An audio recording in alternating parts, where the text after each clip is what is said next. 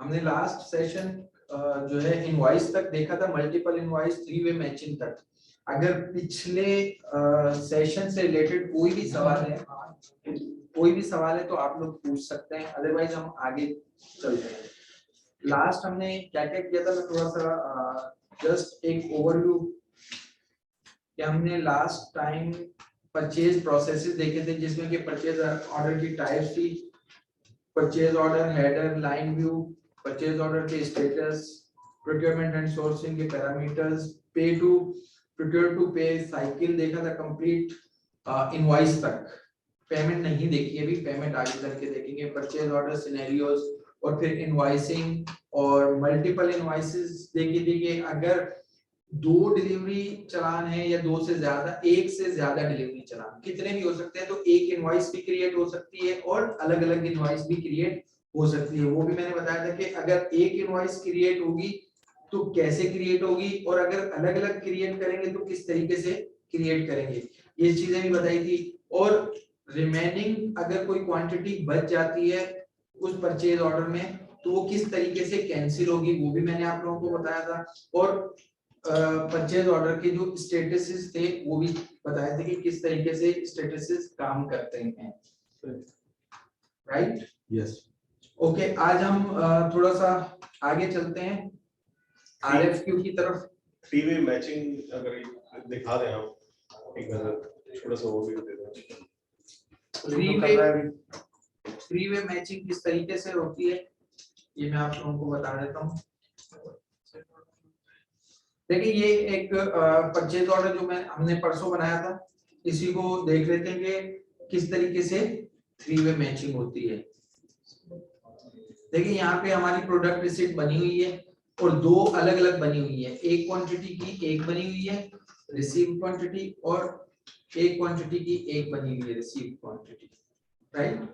अच्छा, last time मैंने आप लोगों को एग्जांपल के साथ बताया था कि जो ऑर्डर्ड क्वांटिटी होती है, रिमेनिंग एक रिसीव होने के बाद फॉर एग्जांपल रिमेनिंग जो होगी वो यहाँ आ जाएगी, फिर नेक्स्ट जो रिसीविंग करने जाएंगे तो आपकी जो रिमेनिंग क्वांटिटी होगी वो ऑर्डर्ड क्वांटिटी बन जाएगी। तो ये 24 वाली प्रोडक्ट रिसीट पे जाके देखेंगे तो ऑर्डर्ड क्वांटिटी 2, 1 रिसीव 1 रिमेनिंग। अब थर्ड अगर हम बनाने जाएंगे तो एक ऑर्डर जो भी रिसीव एक रिसीव, तो रिमेनिंग आपकी 0 हो जाएगी। जब आपकी रिमेनिंग 0 हो जाएगी तो इसका स्टेटस जो है ना रिसीव हो जाएगा, बट अभी भी रिसीव नजर आ रहा है। क्यों रिसीव नजर आ रहा है? कि मैंने आप लोगों को बताया था कि आप लोग अगर फर्स्ट करके उसने 2 डिलीवर करने के बाद आपको कहा कि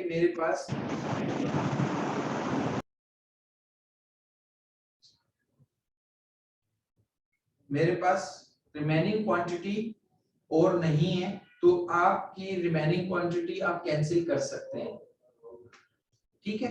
ये देखिए 3 क्वांटिटी का ऑर्डर था, इनवॉइस रिमाइंडर का मतलब ये है कि दोनों की दोनों अभी इनवॉइस नहीं हुई। पेंडिंग इनवॉइस का मतलब है दोनों पेंडिंग में है, और रिसीव का मतलब है कि 2 हमें रिसीव हुई है। तीसरी कहानी, तीसरी डिलीवर रिमाइंडर में थी जो हमने कैंसिल कर दी। कैंसिल करने का तरीका क्या था? रिपीट कर रहा हूं, जस्ट यहाँ लाइन अपडेट के अंदर गए डिलीवर रिमाइंडर। अब अगर मैं क्लिक करूंगा तो कुछ भी नहीं दिखाएगा मुझे कि भाई कोई रिमेनिंग है ही नहीं, कोई रिमेनिंग नहीं है। अच्छा, फर्ज करें कि आपसे गलती होगी, फर्ज करें कि आपसे गलती होगी, रिमेनिंग आपने कैंसिल कर दिया, तो क्या करेंगे? दूसरा पीओ बनाएंगे? नहीं, मेरे ख्याल में तो डिलीवर रिमाइंडर को अपडेट करते हैं। क्या करेंगे? क्वांटिटी डाल के इसमें -1 नहीं, बस में क्या करेंगे? प्लस तो होती है ना ऑलरेडी, हाँ, तो यहाँ पे क्या करेंगे? +1 1 तो है, इसको अगर हम हाँ ये प्लस के साइन को अगर एक्सपेंड करें, ठीक है? अगर कोई इन केस के कोई ऐसी गलती हो गई, इन केस, ये मैंने परसों नहीं बताया था, इन केस के गलती से जो है ना कैंसिल कर दिया तो वो वापस से ऐड भी हो सकता है। और ये क्वांटिटी होती, मैं कहता है डिलीवर 1 कर सकता है, मैं 2 डालूं, क्या नहीं सिस्टम नहीं एक्सेप्ट होता है, करेगा? नहीं एक्सेप्ट करेगा। ये एक्सेप्ट कर दिया, ठीक है। अच्छा, हम बात कर रहे थे इनवॉइस की। इनवॉइस पे हम जाते हैं तो किस तरीके से मैंने आप लोगों को बताया था कि मल्टीपल इनवॉइस भी बना सकते हैं और एक इनवॉइस भी बना सकते हैं, डिपेंड ऑन योर रिक्वायरमेंट। ये इनवॉइस हमने सारी हम डिलीट कर देते हैं, शुरू से इनवॉइस बनाने जाते हैं। ये पेंडिंग इनवॉइसेस खड़ी हुई हैं और मैंने ये क्लोज कर दिया। ये पेंडिंग यहाँ से खत्म हो जाना चाहिए, ये खत्म हो गया, राइट। अब मैं इनवॉइस पे गया और मैंने यहाँ पे ये मुझे दिखा रहा है मल्टीपल इनवॉइस, राइट।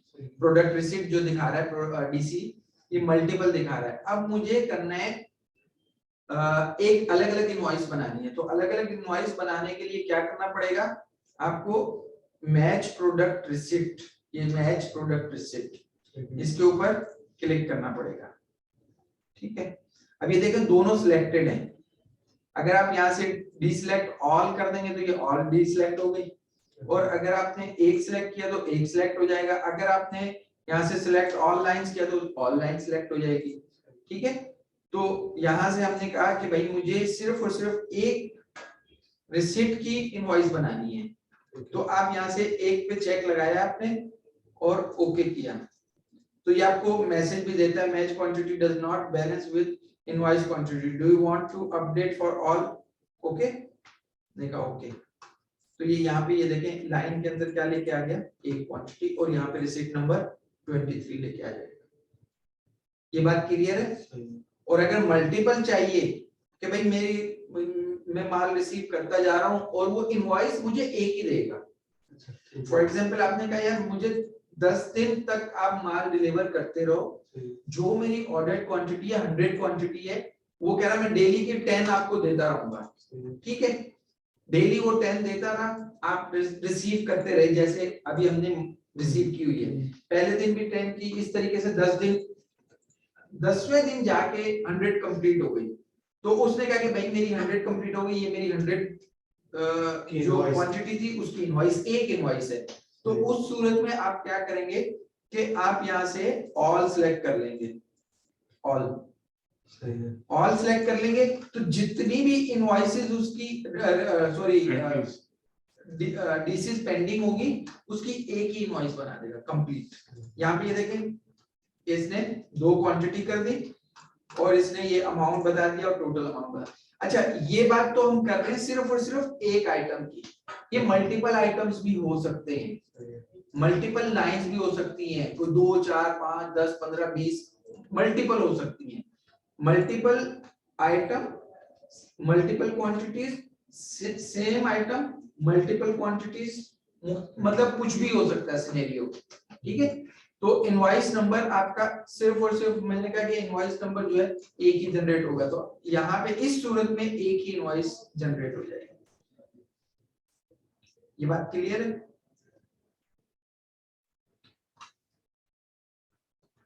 इसको मैं एक दफा अलग अलग क्रिएट कर देता हूं ताकि आप लोग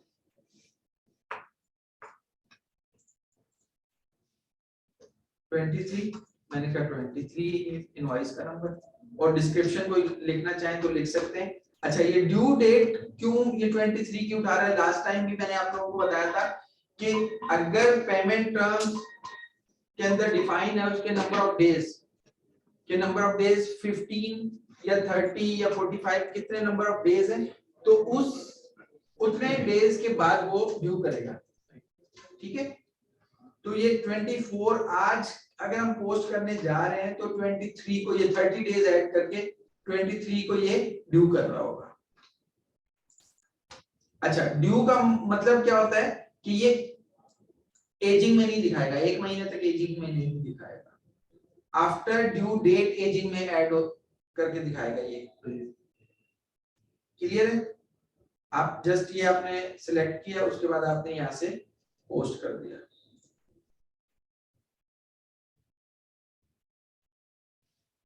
राइट।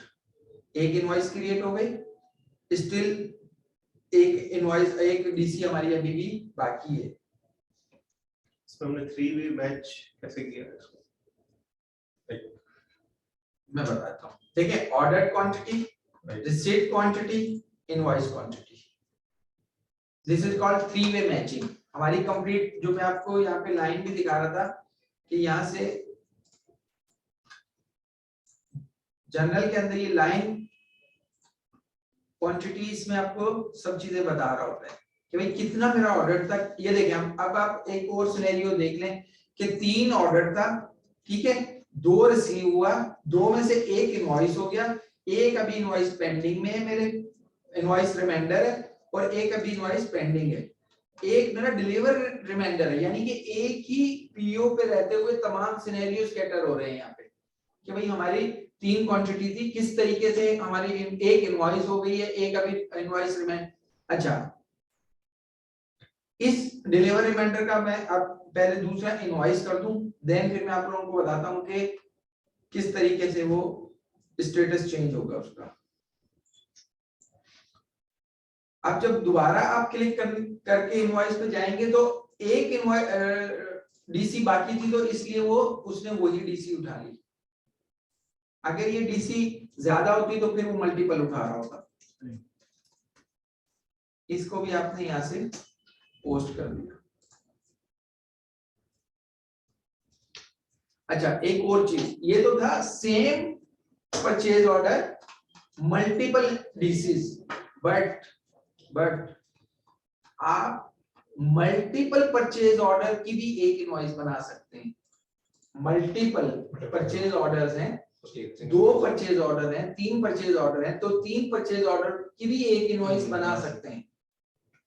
क्लियर है बात? वो भी आपको मैं अब चूंकि कोई पेंडिंग बचा नहीं हुआ, यहां से मैं दिखा देता हूं। ये देखें ऐड अनदर परचेज ऑर्डर, तो आप यहां से क्लिक करेंगे तो इसके जितने भी परचेज ऑर्डर होंगे वो आ जाएंगे। सिर्फ इसी वेंडर की बात कर रहा हूं मैं, इसी वेंडर के आएंगे जो रिमेनिंग हो गई। सही है? अच्छा, अब आ जाए कि इसका स्टेटस। ये देखें ओपन हो गया। ओपन क्यों हुआ है? 2 हम इनवॉइस बना चुके हैं, 2 प्रोडक्ट रिसिप्ट बना चुके हैं, लेकिन स्टिल ये ओपन है। क्यों ओपन है? क्योंकि अभी भी इसमें एक इनवॉइस, एक डीसी बाकी है। अब मैं उसे चेंज करने जा रहा हूं, या मैं चेंज करता हूं, कैंसिल करता हूं, या मैं रिसीव करता हूं। अगर मैं इसको रिसीव करता हूं तो इसका स्टेटस क्या हो जाएगा?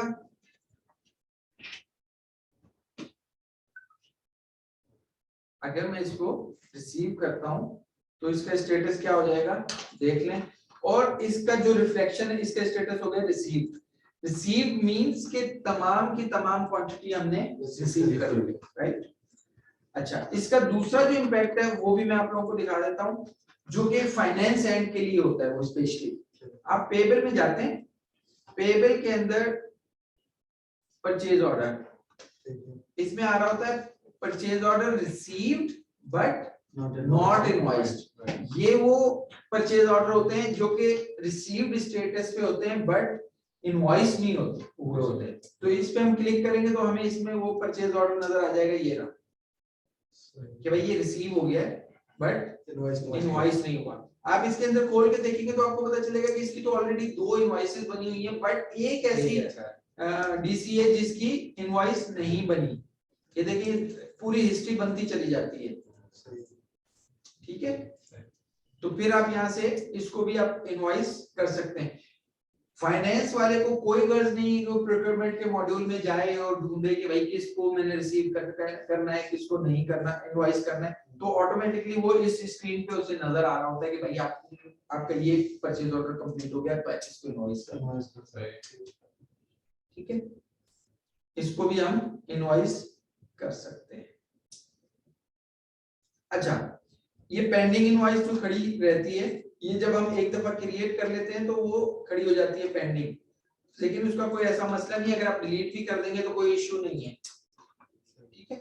ये देखिए ये पुरानी थी, ठीक, हमने इसको यहाँ से पोस्ट कर दिया। अब मैं ओके कह रहे हैं कि इनवॉइस नंबर स्पेसिफाइड नहीं किया आपने, हमने कहा ओके इनवॉइस नंबर ये है, ठीक है। क्लियर है बात? सही है। और यहाँ से आपने इसको, अच्छा ये मैं एडिट करके इस स्क्रीन पे आ गया हूँ। अब मैं इसको यहाँ से क्लोज करूंगा और यहाँ से इसको पोस्ट कर दूंगा,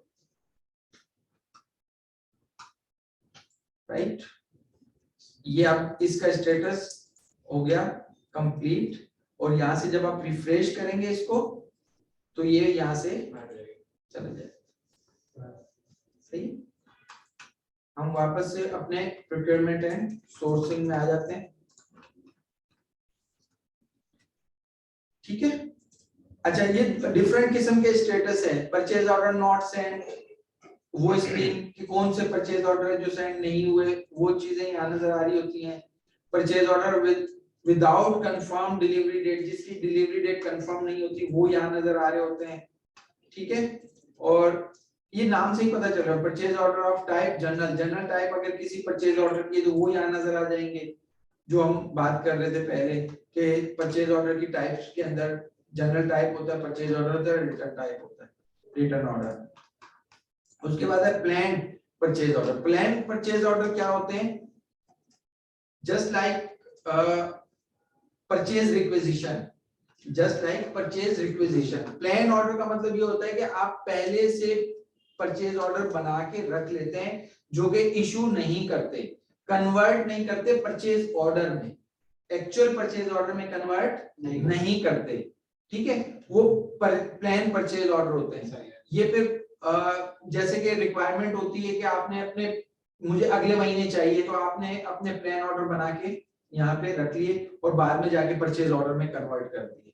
ये बेसिकली जो ज्यादा इनका फंक्शन जो होता है वो प्रोडक्शन में काम आते हैं, ये प्लान ऑर्डर, जो कि 2-2 3-3 महीने पहले वो पूरी एनालिसिस फोरकास्टिंग करके सिस्टम बता रहा होता है, तो वो ऑटोमेटिकली उनके प्लान परचेज ऑर्डर बना के रख देता है। परचेज ऑर्डर नहीं, प्लान परचेज ऑर्डर, फिर वो कन्वर्ट किया जाता है उसको परचेज ऑर्डर में। ये यहाँ से आप इसको चेंज टू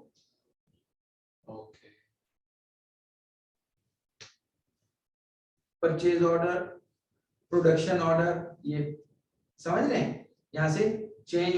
अच्छा यहाँ से आप इसको जैसे ही अप्रूव करेंगे ये आपका किस में चला जाएगा? परचेज ऑर्डर में कन्वर्ट हो जाएगा, ठीक है। ये मोस्टली जो काम आते हैं ये प्रोडक्शन में काम आते हैं। ऐसा भी होता है कि हमने स्केड्यूल लगाया हो महीने बाद आने के साथ, हाँ होते हैं ना, होते हैं ना, वो सारी की सारी चीजें आती हैं आपकी, जो आपकी कौन सा मॉड्यूल है हमारा, मास्टर प्लानिंग, ठीक है। ये जो मास्टर प्लानिंग है ना, इसमें ये प्लान, ये जो अभी मैं वहां देख रहा था वही आपको ये देखिए यहाँ नजर आ रहा होगा, ठीक है। ये सारा काम यहाँ होता है। मास्टर प्लानिंग और प्रोडक्शन जो है ना वो पार्ट ऑफ ट्रेनिंग नहीं है, तो इसलिए जो है ना प्लान ऑर्डर आप इसको छोड़ दें, ठीक है। लेकिन मैंने आपको बता दिया कि प्लान परचेज ऑर्डर क्या होते हैं, ये पूरी की पूरी प्लानिंग के तहत चल रहे होते हैं, जो कि आप पहले से 2 महीने 3 महीने 4 महीने 5 महीने जो भी एक कट ऑफ टाइम होता है आप लोगों का, वो आप प्लानिंग करके रखते हैं। अच्छा यहाँ पे डिलेड परचेज ऑर्डर का मतलब क्या होता है? जो डिले हो चुके थे अपने डेट से वो नजर आते हैं। परचेज एग्रीमेंट, एग्रीमेंट क्या होंगे ये हम नेक्स्ट क्लास में आप लोगों को बताएंगे कि किस तरीके से परचेज एग्रीमेंट बनते हैं, ठीक है। बहुत सारी चीजें आप लोगों को परचेज ऑर्डर से रिलेटेड यहाँ मिल जाएंगी, ओके। उसके बाद है आरएफक्यू। आरएफक्यू क्या होता है? रिक्वेस्ट फॉर कोट क्या होता है कि फर्ज करेंगे हमें कोई मटेरियल कोई चीज चाहिए होती है, तो हम request for quote, request for quotation basically ये हम जनरेट करते हैं और डिफरेंट वेंडर्स को सेंड कर देते हैं। मिसाल के तौर पे एक सप्लायर है, एक ही प्रोडक्ट के 4 सप्लायर हैं और आपने चारों को, आपने एक रिक्वेस्ट बनाई, रिक्वेस्ट फॉर कोट बनाई और वो चारों वेंडर्स को सेंड कर दी। अब उसमें क्राइटेरिया भी आप लोग बना सकते हैं कि भाई स्कोरिंग का क्राइटेरिया होगा, मैं तरीकेकार होगा कि भाई ये जो 4 वेंडर्स को मैंने सेंड की है उसकी क्वालिटी को मैं देखूंगा।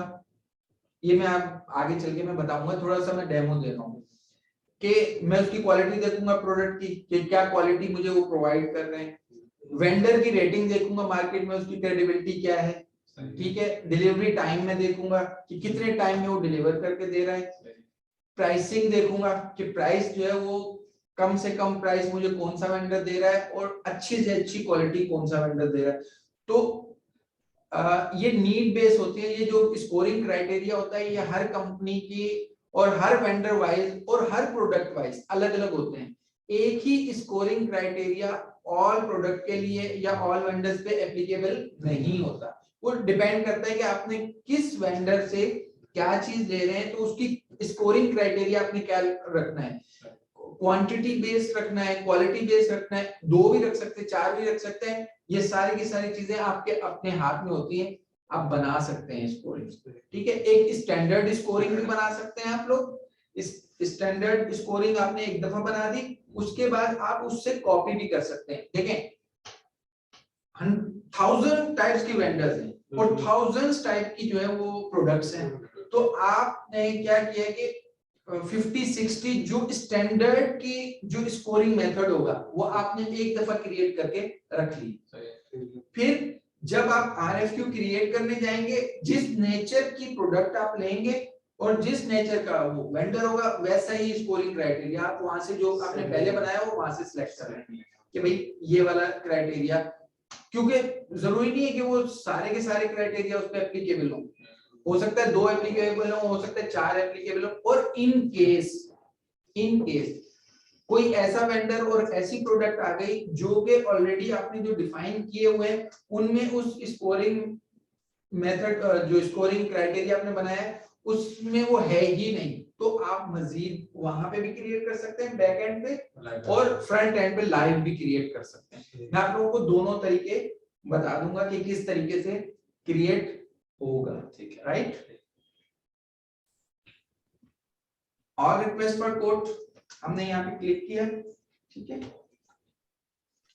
यहां से हम रिक्वेस्ट फॉर कोड करते हैं। अच्छा, एक थोड़ा सा और मैं आप लोगों को ओवरव्यू दे दूं।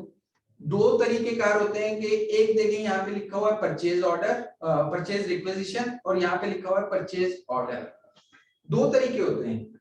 2 तरीके क्या होते हैं कि या तो आप परचेज रिक्वेजिशन से परचेज आरएफक्यू बना लें, या तो परचेज रिक्वेजिशन से आरएफक्यू बना लें या आरएफक्यू से परचेज ऑर्डर बना लें।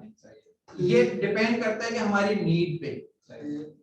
आप आरएफक्यू से परचेज रिक्वेजिशन नहीं बना सकते, वाइस वर्सा, मतलब वापस नहीं जा सकते। हाँ, परचेज रिक्वेजिशन से आरएफक्यू ऑटोमेटिकली जनरेट हो सकता है और आरएफक्यू से परचेज ऑर्डर बन सकता है। ये अब डिपेंड करता है कि आपकी रिक्वायरमेंट क्या है। हम दोनों देख लेंगे कि परचेज रिक्वेजिशन से आरएफक्यू कैसे बनता है और आरएफक्यू से परचेज ऑर्डर कैसे बनता है। ठीक, पहले हम देख लेते हैं कि आरएफक्यू से परचेज ऑर्डर कैसे बनता है। मैंने यहां से क्लिक किया रिक्वेस्ट फॉर कोटेशन पे। यहां से ये आपसे पूछ रहा है कि परचेज एग्रीमेंट बनाना है, परचेज ऑर्डर बनाना है या परचेज रिक्वेजिशन। फर्ज करें मैंने कहा रिक्वेजिशन, तो इसने क्या कहा है, ये बात क्लियर हो गई कि भाई आप जो है ना मैनुअली आप इसको सिलेक्ट करके वापस परचेज रिक्वेजिशन नहीं क्रिएट कर सकते। हाँ, मैंने कहा कि अच्छा भाई गलती हो गई मुझसे, मैं परचेज ऑर्डर बनाऊंगा, वो कहेगा ओके बना लेना। अब होगा क्या कि हम यहाँ पे 2 वेंडर या 3 वेंडर, देखिए प्रोसेस सेम होगा, 2 वेंडर ले लें, 3 ले लें, 4 ले लें, 10 ले लें, प्रोसेस सेम होगा। हम किसी भी 2 वेंडर को लेंगे, उसकी कंपैरिजन और सारी चीजें अभी देखेंगे और उससे ऑटोमेटिकली परचेज ऑर्डर कैसे बनेगा वो भी मैं आप लोगों को अभी दिखा दूंगा। राइट, यहाँ पे मैंने लिखा कि भाई मुझे लैपटॉप्स चाहिए फॉर फाइनेंस डिपार्टमेंट के लिए। ठीक, अच्छा ये अगेन वही है कि प्रोजेक्ट आईडी अगर प्रोजेक्ट अकाउंटिंग आपकी कॉन्फ़िगर्ड है तो आप प्रोजेक्ट के साथ एसोसिएट भी कर सकते हैं जी। ठीक है, वही बाय ग्रुप और रिक्वेस्टर, ये सब चीजें। अच्छा, बहुत सारी चीजें ऐसी होती है जो एक दफा सेटअप में मैं ऑलरेडी बता चुका हूँ, वही चीजें आगे आगे चल रही होती है। ठीक है, यहाँ पे आप जो जो इन्फॉर्मेशन आपने लेनी है आप इन्फॉर्मेशन ले सकते हैं। ये देखिए मोड ऑफ डिलीवरी आप ले सकते हैं, यहाँ से mode of delivery, delivery term आप ले सकते हैं, ठीक है। यहाँ पे मैंने आइटम ऐड किया कि भाई मुझे ये चाहिए, और मैंने कहा कि भाई मुझे चाहिए 4 क्वांटिटी, ठीक है। कितनी चाहिए? 4 क्वांटिटी। यहाँ मैं यूनिट प्राइस नहीं लिख रहा हूँ, ठीक है, मैं मुझे तो चाहिए ना वेंडर से, ठीक है। अच्छा ये कह रहा है कि साइट और ये सब चीजें तो आपने डाली नहीं है, हमने कहा अच्छा डाल देते हैं।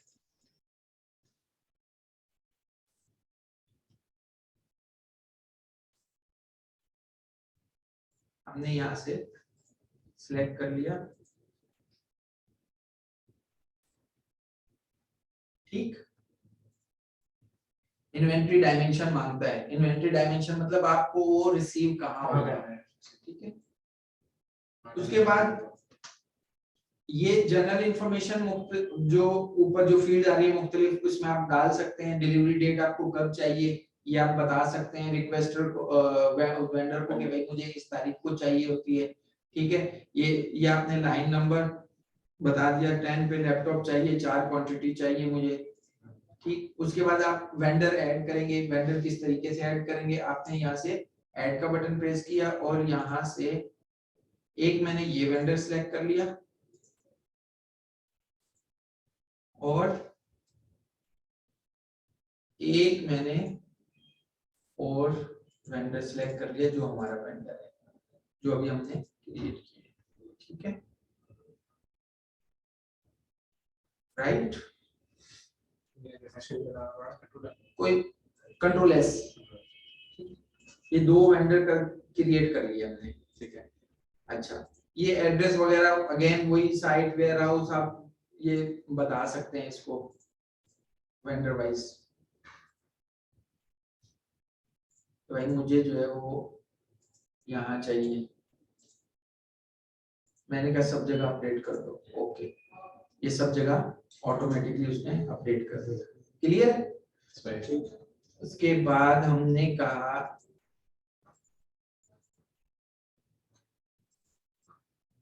अच्छा अमेंडमेंट और ये सब चीजें भी हो सकती हैं कि अगर इन केस के बाद में कोई अमेंडमेंट आती है तो वो चीज भी हम कर सकते हैं। क्वेश्चनियर भी अपने बना सकते हैं, अगर कोई क्वेश्चनियर और ये सब चीजें बनाना चाहे तो। ये फाइनेंशियल डायमेंशन जो कि हर जगह पे आ रहे होते हैं, ये भी मैं आप लोगों को पहले बता चुका हूँ। अब आ जाए स्कोरिंग क्राइटेरिया। स्कोरिंग क्राइटेरिया क्या होता है, क्या इस पे मैंने क्लिक किया तो ये आपसे पूछेगा कि बताओ मुझे कि क्या स्कोरिंग क्राइटेरिया रखना है।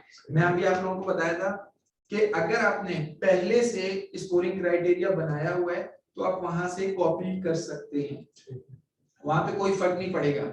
मैंने यहाँ पे ये चीज बनाई हुई है कि भाई डिलीवरी ऑन टाइम होना चाहिए, क्वालिटी अच्छी होनी चाहिए, वेंडर की रेटिंग अच्छी होनी चाहिए, तो मैंने यहाँ से इसको लिया और ओके कर दिया। अब ये यहाँ पे कॉपी होके आ गया। मैं दूसरा भी ले सकता हूँ जो अभी मैं बता रहा था कि देखिए पर्टिकुलर प्रोडक्ट और वेंडर से रिलेटेड आप इसमें से सिलेक्शन कर सकते हैं। ये मैंने 3 ऐड किए हुए हैं, तो आप लोग इस तरीके से 50, 100, 200, 500 जितने भी आप लोगों के क्राइटेरिया से आप बना के रख सकते हैं। ये 2 अच्छा ये स्टैंडर्ड वाली रेटिंग उठा के ला रहा है कि 1 से 20, 1 से 20 मैंने जो वहां रखी हुई है, इसको रन टाइम पे भी आप रेटिंग चेंज कर सकते हैं। आप वो डिपेंड ऑन रिक्वायरमेंट ना, इसमें कोई क्लियर है। ये हमने एक क्राइटेरिया भी बता दिया, ठीक है। यहाँ तक कोई सवाल है तो पूछ लेंगे। तमाम वेंडर्स पे अप्लाई हो रहा है जो भी मैं स्कोरिंग क्राइटेरिया जी सब पे होगा। और ये मस्त स्कोरिंग क्राइटेरिया आप देखें मस्ट नहीं है, लेकिन अगर आपने कंपैरिजन करना है, अगर तो आपने सिर्फ और सिर्फ प्राइसिंग की कंपैरिजन करनी है फिर तो कोई मसला ही नहीं है। प्राइसिंग जब वो आएगा, रिप्लाईज आएंगे, वो बता दूंगा कि किस तरीके से आपने करना है। लेकिन अगर आपने प्रोडक्ट की क्वालिटी, वारंटी, अभी तो इसमें मैंने वारंटी भी नहीं लिखा कि एक सेम प्रोडक्ट की एक 1 ईयर वारंटी दे रहा है, 3 ईयर वारंटी दे रहा है, तो हम क्या करेंगे 3 ईयर वाले को प्रेफर करेंगे, ठीक है। अगेन सिस्टम आपको पूरा कंपेयर करके दे देगा, बट सिलेक्शन आपके हाथ में है कि आप जो है वो जिसकी प्राइस ज्यादा है उसको सिलेक्ट करते हैं, या जिसकी सही प्राइस कम है उसको सिलेक्ट करते हैं, जो वारंटी 3 साल वाला है उसको करते हैं, या 1 ईयर वाले को करते, ये डिपेंड ऑन यू। सही ठीक है, जिस तरीके से हम जो है मुख्तलिफ वेंडर से लेते हैं, लेकिन हमारी किसी वेंडर के साथ अच्छी वो एसोसिएशन बनी हुई है, हम उसको प्रेफर कर लेते हैं, तो ये फिर आगे चल के हम सिलेक्शन भी खुद करें। इसमें मैनुअल कैसे ऐड करेंगे? जो मैनुअल अगर कोई अलग से रिक्वायरमेंट आती है वारंटी जैसे आपने भी बोला था, तो वो कैसे ऐड करेगा मैनुअल अगर ऑलरेडी डिफाइंड नहीं है तो? यहाँ से आप एक और न्यू करके ऐड कर दे वारंटी। ठीक है, मैंने इसको कहा कि 1 से 10 तक की रेटिंग है। अब एक चीज ध्यान में रखिएगा, ये वारंटी वापस बैक एंड पे नहीं गया होगा, ये याद रखिएगा, ये सिर्फ और सिर्फ इस RFQ के लिए है, ये ओनली फॉर दिस, सेटअप पे नहीं गया। अच्छा, बैक एंड पे ये सिस्टम में ऑलरेडी अपडेट नहीं होगा, ये सिर्फ इस इनवॉइस पे ही अपडेट होगा, इस RFQ पे सॉरी अपडेट होगा। एग्जैक्टली इस RFQ पे होगा बस। अगर मैन्युअली हमने अपडेट करना है तो पीछे सेटअप पे जाके वहां पे दोबारा डिफाइन करनी पड़ेगी ये वारंटी। मैं सेटअप भी बाद में दिखाता हूँ, अगर आपको वहां ऐड करना है तो वहां पे भी ऐड कर सकते हैं। ठीक है, ठीक हो गया था। ओके, उसके बाद आपने यहाँ से वेंडर सिलेक्ट करना है। अगर यहाँ से सिलेक्ट नहीं भी करते तो रन टाइम पे जिस वेंडर पे खड़े होते हैं उसको वो समझता है कि ये, और ये send and publish to vendor portal, इस पे आपने क्लिक करना है। ठीक है, ये आपका दोनों वेंडर को भेजना है या एक वेंडर को भेजना है, ये देखिए दोनों आ रहे हैं, पब्लिश सेंड। ठीक है, अच्छा ये चॉइस हमारे आप में कि किसी एक वेंडर को हम चॉइस सिलेक्ट कर लें, बाकी को ड्रॉप कर दें? नहीं तो फिर वो सिंगल वेंडर हो जाएगा, RFQ का बनेगा। ठीक हो गया, ठीक हो।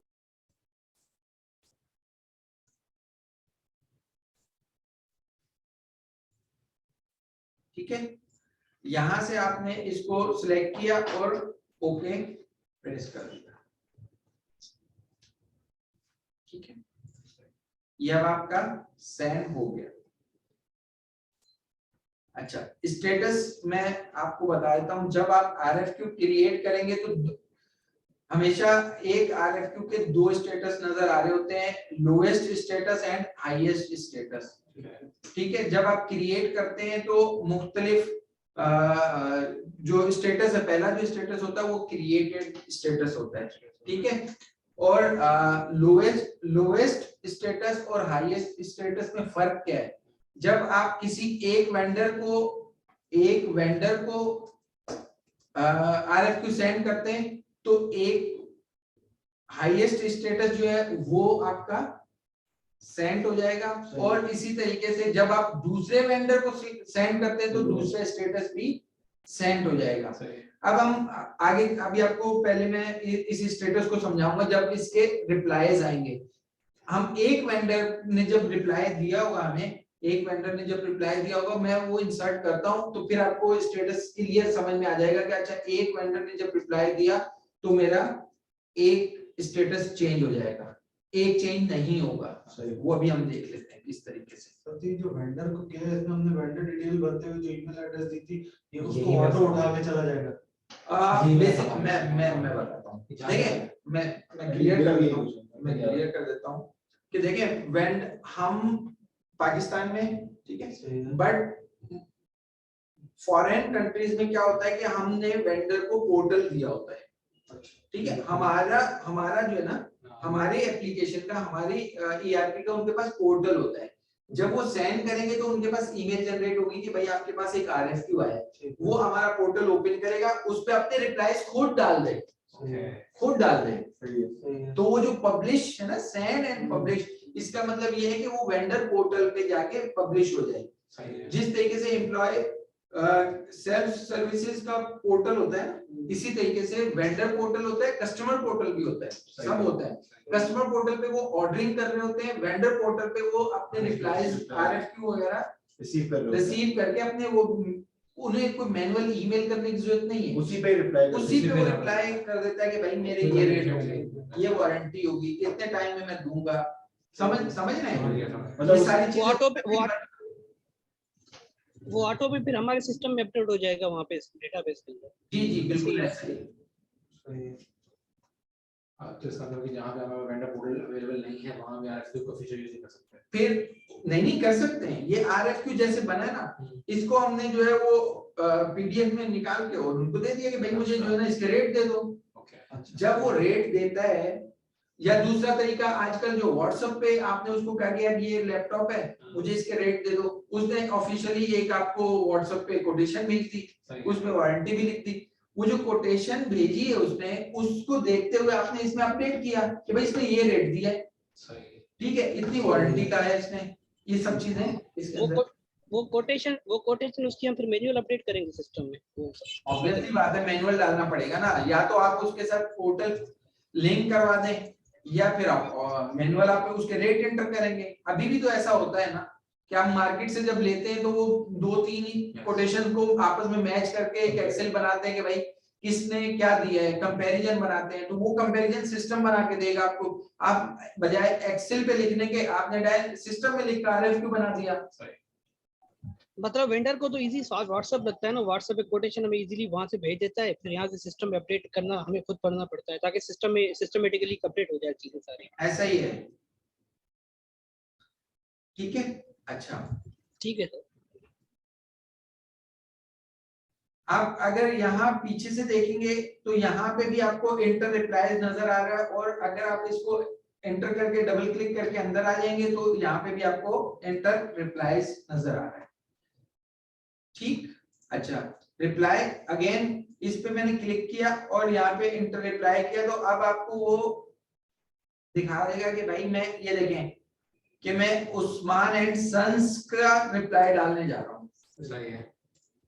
उस्मान एंड सन्स का वो कह रहा है कि भाई यहाँ अच्छा सिलेक्ट करने के बाद आपने एडिट का बटन प्रेस करना है। एडिट के बटन प्रेस करने के बाद आपने उसको बताया कि भाई डिलीवरी, उसने कहा कि मैं फॉर एग्जांपल आज की डेट है तो मैं 7 डेज में आपको डिलीवरी दे दूंगा। सही है। ठीक, और उसने कहा कि भाई मेरी जो क्वांटिटी है, मैं 4 क्वांटिटी आपने मुझे ऑर्डर की है बट मैं मेरे पास 2 अवेलेबल है, ठीक है। वो कह रहे कि भाई मैं आपको ना 60,000 में दे दूंगा, ठीक है, क्लियर है बात? ओके, जब आप ये लिखेंगे तो वेंडर का रेफरेंस यूज बाय वेंडर, आप यहाँ पे लिख सकते हैं कि भाई मैं किस वेंडर का क्या रेफरेंस है, क्यों मैं इस वेंडर को प्रेफर, मतलब जरूरी नहीं प्रेफर करें, कोई भी रेफरेंस लिखना चाहेंगे, मैं मुझे जो है ये मुनव्वर ने रेफर किया था, एक्स ने रेफर किया था, तो आप इसमें रेफरेंस लिख सकते हैं। पेमेंट टर्म आप लिख सकते हैं, वो कह रहा है कि भाई मैं आपको जो है ना 15 दिन की उधार पे पैसे दे दूंगा, ठीक है। इन केस के वो कह रहा है मैं टोटल डिस्काउंट जो है ना आपको 2% दे दूंगा, तो आप इसमें परसेंटेज में डिस्काउंट। डिलीवरी टर्म आपका इसमें आप सिलेक्ट कर सकते हैं, मोड ऑफ डिलीवरी भी सिलेक्ट कर सकते हैं, ठीक है। बट ये मेरी कोटेशन जो है ना ये 10 दिन के लिए वैलिड है, इफेक्टिव फ्रॉम डेट और एक्सपायरी डेट। ये लाजमी हर कोई जिस भी वेंडर से आप कोटेशन लेते हैं ना, वो नीचे लिखा होता है valid for 7 days, valid for 30 days, valid for 15 days, कि भाई ये 10 दिन की वारंटी है, सिर्फ 10 दिन के बाद आप आएंगे तो वो फिर जो करंट रेट होगा रिवाइज्ड होगा वो हम करेंगे। ये आप यहाँ वो पे मार्केट रेट अप डाउन की वजह से शायद वो करते हैं इस वजह से ना, मार्केट बेटा। रेट अप डाउन होने की। यहाँ पे अब आप ये क्राइटेरिया बना रहे हैं कि भाई इसका ये देखें डिलीवरी, वो कह रहा है 7 दिन में दे रहा हूँ, मैंने कहा अच्छा 7 दिन में दे रहा है तो इसको मैं 18 मार्किंग दे रहा हूँ 7 डेज में, ठीक है। ये मैं स्कोरिंग आउट ऑफ 20 क्राइटेरिया ये नीचे दे रहा है आपको, अच्छा कि भाई ये देखें रेंज फ्रॉम 1 to 20 ये बता रहा होता है, ठीक है। मैंने कहा कि भाई ये क्वालिटी पे मैं इसको 15 मार्क्स दे रहा हूँ। वेंडर की रेटिंग कैसी है, वेंडर की रेटिंग जो है ना वो अच्छी रिलायबल वेंडर है, ठीक है। वारंटी जो है वो जो दे रहा है उसमें मुझे जो है ना 9 मार्क्स में इसको दे रहा हूँ, तो टोटल मार्क्स आपके यहाँ पे बन जाते हैं। मैंने इसको कहा कि भाई इसका जो रैंक फॉर एग्जांपल बन रहा है, मैंने इसको कहा कि भाई इसका रैंक जो है वो 60 बन रहा है, ठीक है।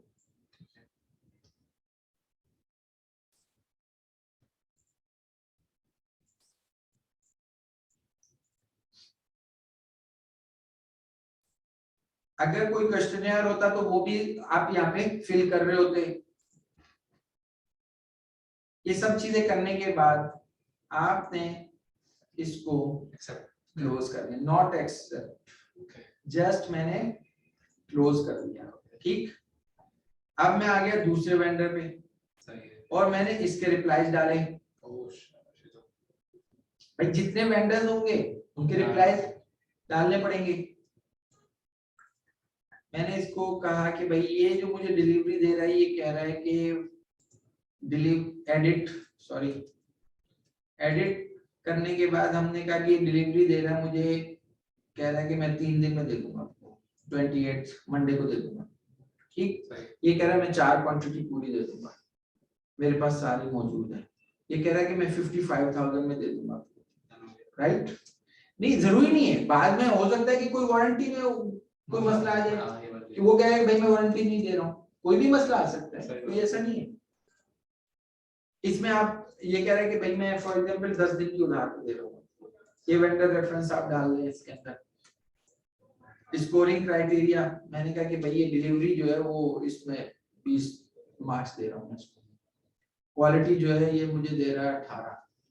ठीक है, वेंडर जो है ना ये बहुत रिलायबल वेंडर है, मैं इसको 8 और वारंटी में इसको 9 देता हूँ। ठीक, इसका क्राइटेरिया मेरा हो गया 70 का रैंक बन गया।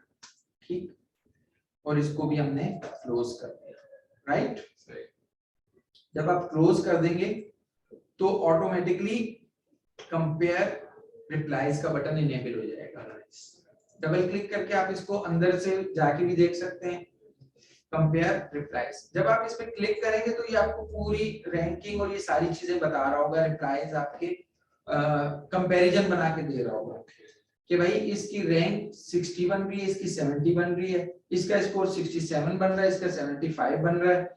ये मुझे 2 क्वांटिटी दे रहा है 1,20,000 में, ये दे रहा है 2,20,000 में, मुझे 4 क्वांटिटी दे रहा है, ये यहाँ पे नजर आ रहा होता है। ठीक है, और ये देखिए ये कुछ चीजें है ना, item life expiry date and time, ये सारी चीजें अपडेट हो सकती हैं। ठीक है, अब सवाल ये है कि भाई मैं किसको एक्सेप्ट करूं। जब आप एक को एक्सेप्ट करेंगे तो एक ऑटोमेटिकली रिजेक्ट हो जाएगा। एक एक्सेप्ट, एक रिजेक्ट, या एक रिजेक्ट, एक एक्सेप्ट। अच्छा, मैं एक चीज भूल गया, मैंने आप लोगों को कहा था मैं यहाँ पे आपको स्टेटस बताऊंगा। अब ये देखिए दोनों के रिसीव आ गए, तो इस वजह से ये दोनों पे रिसीव आ गए। ठीक है, अब ये देख लेते हैं कि किस एक को जब हम एक्सेप्ट करेंगे तो एक एक्सेप्ट हो जाएगा, एक रिजेक्ट हो जाएगा। मतलब ये नेक्स्ट स्टेटस है रिसीव के बाद वाला, ऐसे ही।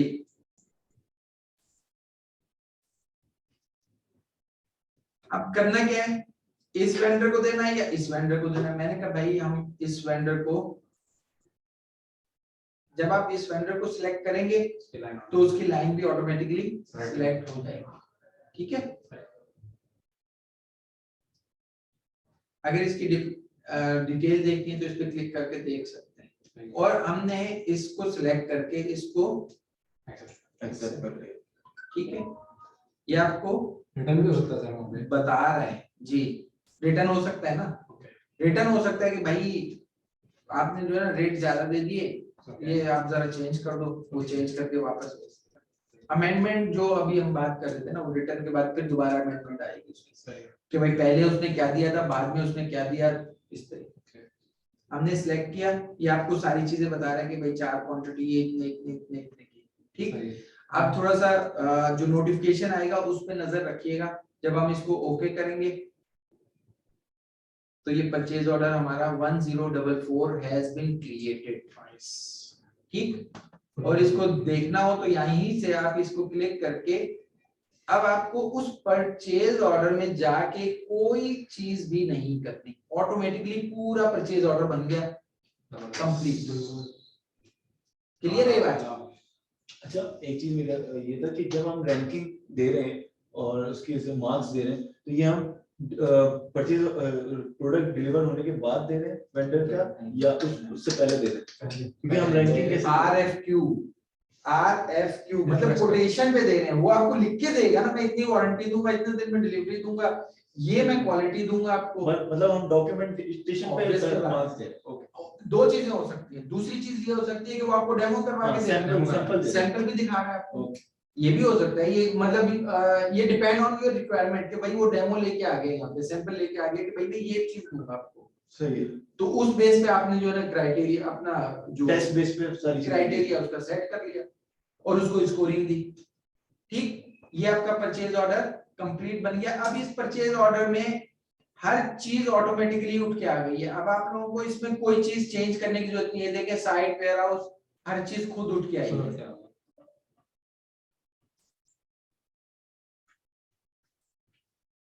क्लियर है?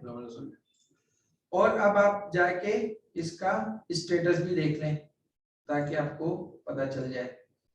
एक्सेप्टेड, एक एक्सेप्टेड, लोएस्ट रिजेक्टेड। ये हाईएस्ट पे समझ नहीं आ रहा है यार इसको किस तरीके से मैं आपको समझाऊं। बेसिकली यूं समझ लें कि दो वेंडर हैं, दो वेंडर्स में से एक मतलब चार वेंडर हैं, चार में से एक वेंडर जो है एक्सेप्ट होगा और तीन रिजेक्ट होंगे। ऐसा ही होगा ना? ऐसा तो हो नहीं सकता कि भाई, अच्छा ऐसा भी हो सकता है, ऐसा भी हो सकता है कि अगर अलग अलग प्रोडक्ट्स है ना, तो मैंने एक जो है वो किसी वेंडर से चीज ले ली और एक जो है किसी वेंडर से चीज ले ली, ये भी हो सकता है। तो इसमें ये जो दो स्टेटस नजर आ रहे होते हैं ना, एक हाईएस्ट स्टेटस और एक लोएस्ट स्टेटस, इसका मतलब यही होता है कि भाई एक वेंडर या दो वेंडर सिलेक्टेड, दो या तीन वेंडर रिजेक्टेड। तो 100% मुझे भी एग्जैक्टली नहीं पता कि भाई इसका स्टेटस और कैसे चेंज होगा, ठीक है, लेकिन मैंने जितना पढ़ा है, जितना किया है, कि जितना प्रैक्टिकल किया है, उससे यही चीज होती है। ठीक है, ये आपका कंप्लीट RFQ कंप्लीट हो गया। यहाँ से यहाँ पे कोई सवाल है RFQ से रिलेटेड तो आप लोग पूछ सकते हैं। ठीक है, ओके। यहाँ पे ये देखें, ये ऑल RFQ थे, ये ओपन RFQ नजर आएगा जो कि क्रिएटेड स्टेट पे है। अब ये देखें वेंडर, इसमें वेंडर मैंने लगाया ही नहीं, तो उसका स्टेटस भी अभी तक क्रिएटेड आ रहा है। ठीक है, अच्छा एक चीज और मैं आपको दिखाता हूँ। इसको अभी हम जो बात कर रहे थे ना स्टेटस की, इसमें मैंने सिर्फ एक वेंडर ऐड कर लेता हूं।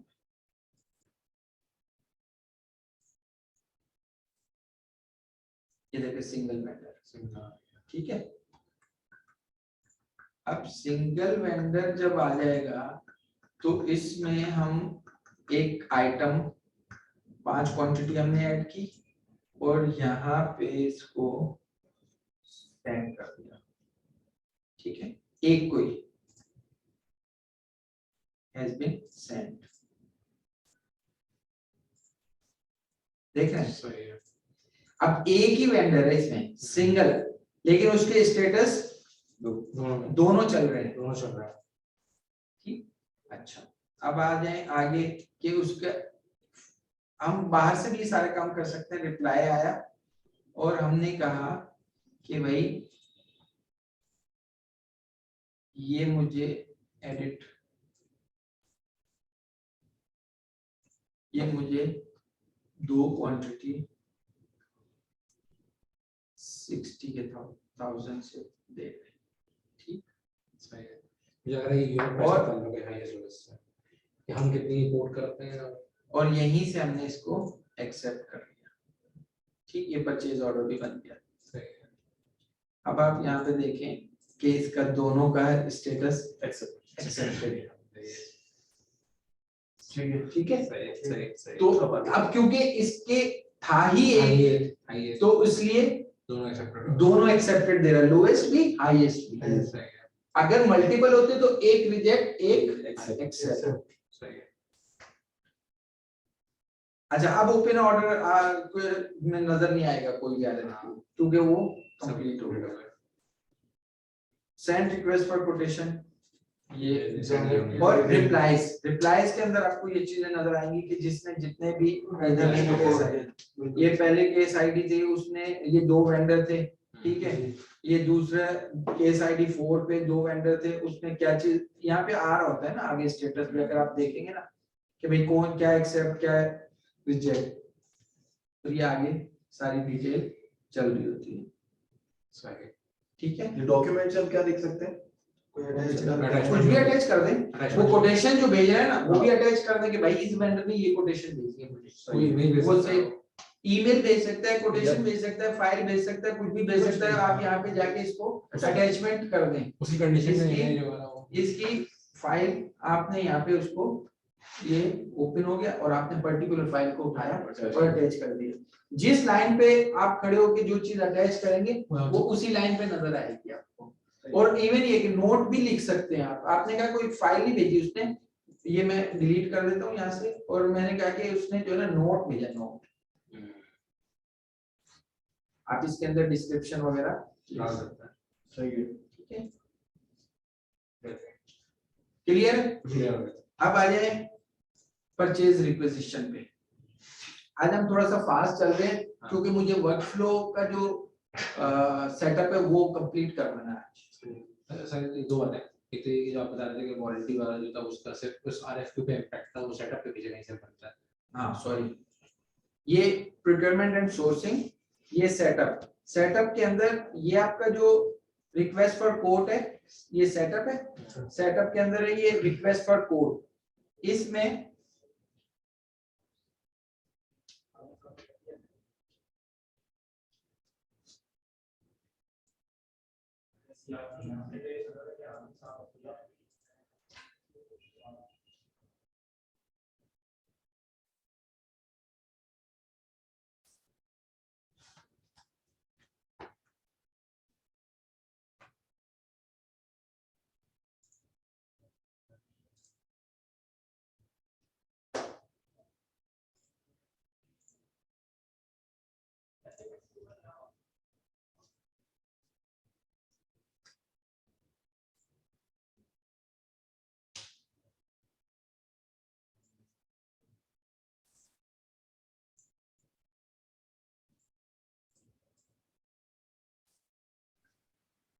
ओके, मैं आप लोगों को बता रहा था रिक्वेस्ट फॉर कोड, यहाँ पे वो स्कोरिंग मेथड और ये सब चीजें आप ये स्कोरिंग मेथड मैंने यहाँ पे हाँ यहाँ पे वर्डिंग है से ठीक है, और यहाँ पे उसका स्कोरिंग क्राइटेरिया आप डाल सकते हैं। ठीक है।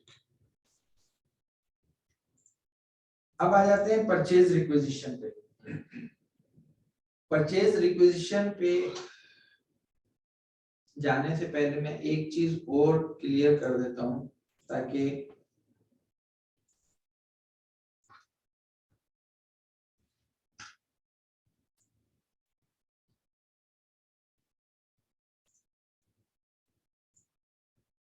हम आ जाते हैं परचेज रिक्वेजिशन पे, procurement and sourcing, purchase requisition. अब जब परचेज रिक्वेजिशन पे हम आएंगे, परचेज रिक्वेजिशन पे तो आपको ये न्यू परचेज रिक्वेजिशन बनाने नहीं देगा, ठीक है। हाँ मैं भी बताऊंगा उसको। देखें हर बंदे को ये परचेज रिक्वेजिशन बनाने नहीं देता, फिर क्या करना पड़ेगा, फिर ये करना पड़ेगा कि पर्टिकुलर यूजर, जो यूजर पीआर बनाएगा उसको उसके एम्प्लॉय के साथ एसोसिएट करना पड़ेगा। जब तक कि वो उसके साथ एसोसिएट नहीं होगा परचेज रिक्वेजिशन नहीं बन सकती। अब एम्प्लॉय का यूजर के साथ एसोसिएशन कैसे बनेगा वो हम देख लेते हैं। सिस्टम एडमिनिस्ट्रेटर में, एडमिनिस्ट्रेशन में यूजर्स आ रहे हैं तमाम, और जिस यूजर्स को आपने राइट देने उसको आपने सर्च किया और रिलेशन, ये जो ऊपर आ रहा है रिलेशंस, इसमें गए, यहां से न्यू पे क्लिक किया और यहां से ड्रॉप डाउन से जाके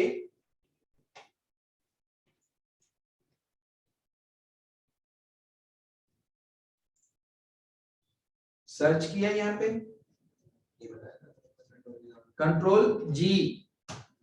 कंट्रोल जी से हमने सर्च किया और इस पर्टिकुलर जो भी एम्प्लॉय एसोसिएट करना है उसको सर्च करके आपने यहाँ से ओके कर दिया, राइट। ये इस यूजर के साथ इस एम्प्लॉय का एसोसिएशन बन गई। अब जब आप जाएंगे, अभी हम देख रहे थे परचेज रिक्विजिशन पे वो बटन हमारा डिसेबल था, तो अब हम जब जाएंगे तो अब आपके पास ये बटन इनेबल, ठीक है। न्यू पीआर बनाने के लिए हमने क्या किया, इस पे क्लिक किया, इसमें हमने स्पेसिफिकेशन लिखी,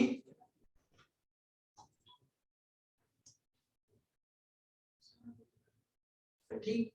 अच्छा, ये डिपार्टमेंट आप लोगों को हर जगह डिपार्टमेंट ये नजर नहीं आएगा, ये कस्टमाइज्ड फील्ड है। आप लोग अपनी कस्टमाइज्ड फील्ड भी ले बना सकते हैं और बना के उसको एसोसिएट कर सकते हैं, ठीक है। ये कस्टमाइज्ड फील्ड है, अगर आप कहीं अपने पास प्रैक्टिस करने जा रहे हो तो ये आपको नजर नहीं आएगी। और हमने ओके कर दिया। ओके करने के बाद ये बिजनेस जस्टिफिकेशन है। बिजनेस जस्टिफिकेशन का मतलब ये होता है कि फर्ज करेंगे आप जो है वो कोई प्रोडक्ट मंगवा रहे हैं तो उसकी पूरी जस्टिफिकेशन लिखते हैं, डिटेल लिखते हैं। और अगर आप ऑलरेडी कोई जस्टिफिकेशन सेव करना चाहे तो वो सेव भी हो सकती है, कि यहाँ पे हम राइट क्लिक करके व्यू डिटेल में जाके और पूरी डिटेल और उसकी डिस्क्रिप्शन जो है ना वो सेव कर लेते हैं, राइट। ये बात क्लियर है। और इसके अंदर पूरी डिटेल भी आप लोग लिख सकते हैं कि भाई मैं ये जो लैपटॉप मंगवा रहा हूं ये क्यों मंगवा रहा हूं,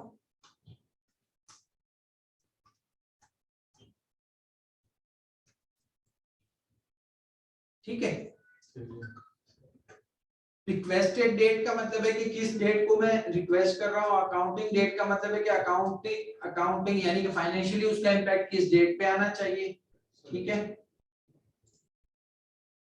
हिस्ट्री के अंदर ये आपको बता रहा होता है कि created by, created date, modified by, modified date, और ये सब सबमिटेड बाय, सबमिटेड डेट, ठीक।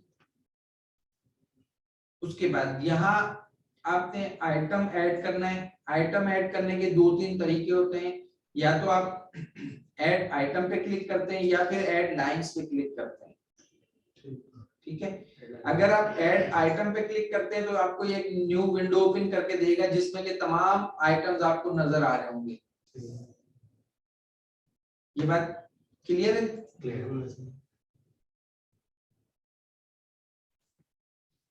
ठीक है।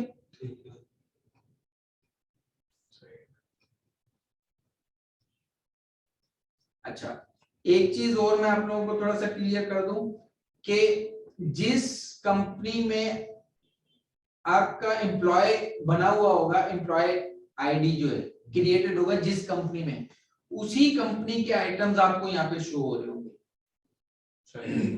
हर कंपनी के आइटम शो नहीं हो, राइट। अच्छा, यहाँ पे आपको ये प्रोक्योरमेंट कैटेगरी बता रहा होता है कि ऑल कैटेगरी या पीबीयू आरबीयू कैटेगरी या फिर इसके अंदर मीट वाली कैटेगरी, जो भी आप यहाँ से सिलेक्ट करेंगे वो आपको शॉर्टलिस्ट करके देता रहेगा, राइट। और अगर आइटम नंबर से सर्च करना है तो ये आपको आइटम नंबर यहाँ पे दे रहा होगा, ठीक। फर्ज करो कि कोई ऐसा, अच्छा पहले मैं ये बता देता हूँ कि फॉर एग्जांपल यही मैंने ऐड किया तो ये नीचे आपके पास यहाँ आ जाएगा। जो भी आइटम आप यहाँ से सिलेक्ट करेंगे और ये सिलेक्ट का बटन प्रेस करेंगे तो ये यहाँ पे आ जाएगा, राइट। और अगर गलती से हो गया तो आप इसको रिमूव भी कर सकते हैं, ठीक। ओके, ये है कैटलॉग आइटम। कैटलॉग आइटम का मतलब ये होता है कि जो ऑलरेडी सिस्टम के अंदर क्रिएटेड है, आइटम के अंदर जी, आइटम जो प्रोडक्ट इंफॉर्मेशन में ऑलरेडी क्रिएटेड है। और नॉन कैटलॉग आइटम का मतलब ये होता है कि भाई ये प्रोडक्ट ऑलरेडी एग्जिस्ट नहीं करती। अच्छा, फिर क्या करें, हमने कहा भाई ये प्रोडक्ट जो है ना एग्जिस्ट नहीं करती, आप एक काम करें कि मुझे सिर्फ ये जो है ना फॉर द टाइम बीइंग अभी के आप बना के दे दें, मंगवा के दे दें। सही है। ठीक है, आइटम का नाम लिखा मैंने, उसकी अगर कैटेगरी बतानी है तो बता दें, नहीं बतानी तो आप इसमें जो है ना वो उसका बता दिया आपने, डिटेल बता दी।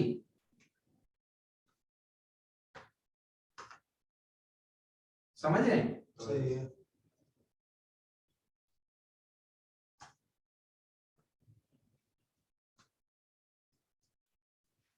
ठीक है। अच्छा, यहाँ पे ये वेंडर अकाउंट यहाँ पे क्यों दे रहा है, अगर आप फर्ज करें कि कोई वेंडर रेफर करना चाहे, सही है। रेफर करना चाहे तो आप यहाँ से वेंडर को सजेस्ट, ये देख रहे हैं सजेस्ट वेंडर, जी जी। तो आप यहाँ से सजेस्ट कर सकते हैं कि भाई ये आप जो है ना उनसे ले लो, XYZ किसी से ले लो। समझ रहे हैं मेरी बात? हम जो लेते हैं वो कर लेने वाले जी, और अगर नहीं भी कर रहे तो कोई इश्यू नहीं है। ऑप्शनल पे है जी। ठीक है, कि मैंडेटरी उस पे नीचे लाना है। अब मैंने यहाँ पे नॉन कैटलॉग आइटम ऐड किया और ये देखें ये यहाँ पे आ गया, जो पहले एग्जिस्ट नहीं करता, यूनिट प्राइस हमने डाली थी, नहीं डाली ना। और ये अगेन अगर यहाँ पे भी आप कोई वेंडर सिलेक्ट करना चाहें तो आप सिलेक्ट करके बता सकते हैं। यूनिट प्राइस आप इसमें बता सकते हैं कि भाई ये 60,000 में मिल रहा है या मिल जाएगा। ठीक है, आप यहाँ से ओके किया। ठीक, सही है। इसके बाद आपने डिटेल पे क्लिक किया और यहाँ से इन्वेंट्री डायमेंशन, इन्वेंट्री डायमेंशन, यहाँ से आपने इन्वेंट्री डायमेंशन बता दिया कि भाई मुझे जो है ना फाइनेंशियल डायमेंशन को इम्पैक्ट नहीं आता हमारे किसी भी आता है, फाइनेंशियली इम्पैक्ट सारा फाइनेंशियल से आता है। ओके, फाइनेंशियली जो इम्पैक्ट है वो सारा का सारा आता है, सही क्यों नहीं आता भाई? ठीक है। अच्छा, अब ये जनरल इंफॉर्मेशन दे रहा होता है जो हम ऑलरेडी सिलेक्ट किया है, ये आइटम की इंफॉर्मेशन दे रहा होता है कि भाई ये चीज मंगवाई है। आइटम नंबर नहीं दे रहा, आइटम नंबर क्यों नहीं दे रहा, क्योंकि ये ऑलरेडी क्रिएटेड नहीं है। हम कर रहे हैं।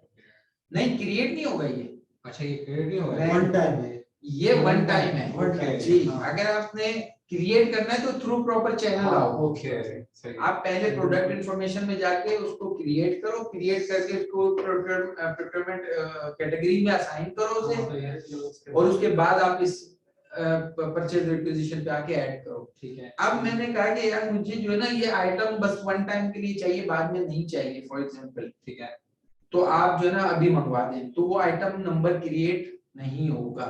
ओके, ये बात क्लियर है?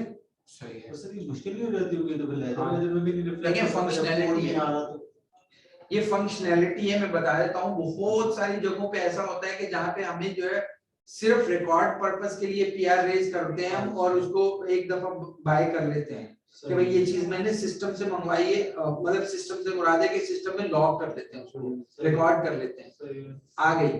अब मैं अगर उस छोटे छोटे चिल्लर आइटम की एक इन्वेंट्री वो बनाने जाऊंगा, आइटम लिस्ट बनाऊंगा, तो वो थाउजेंड्स में ऐसे छोटी छोटी, मुझे जो है ना 2 दर्जन की चाहिए, मुझे ये चाहिए, मुझे ये चाहिए। भाई आप पूरी एक छोटी पर्ची होती है ना, उसके ऊपर 10 चीजें लिखी होती हैं, तो आपने कहा कि भाई ये 10 चीजों का बिल मैं अलग अलग कहीं रिकॉर्ड करूं, तो मैं इसी में एक PR रेज करके और मंगवा लेता हूँ कि भाई मुझे ये चीज दे दो, और वो सिस्टम में रिकॉर्ड भी हो जाएगा प्रॉपर तरीके से, और वो इन्वेंट्री का पार्ट भी नहीं होगा।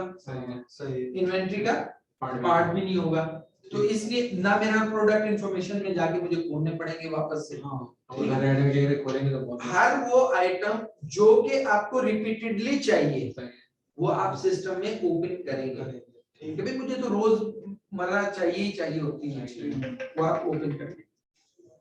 ठीक है, ये जितनी भी इंफॉर्मेशन है, ये आप जितनी भी इंफॉर्मेशन देख रहे हैं, ये सिर्फ और सिर्फ लाइन से रिलेटेड है जो आइटम आपने ऐड किया है। अगेन ये प्रोजेक्ट आईडी बार बार समझाता हूँ कि ये प्रोजेक्ट अकाउंटिंग हमारी मैप्ड है, तो इसलिए प्रोजेक्ट के साथ भी एसोसिएट हो सकता है। ठीक है,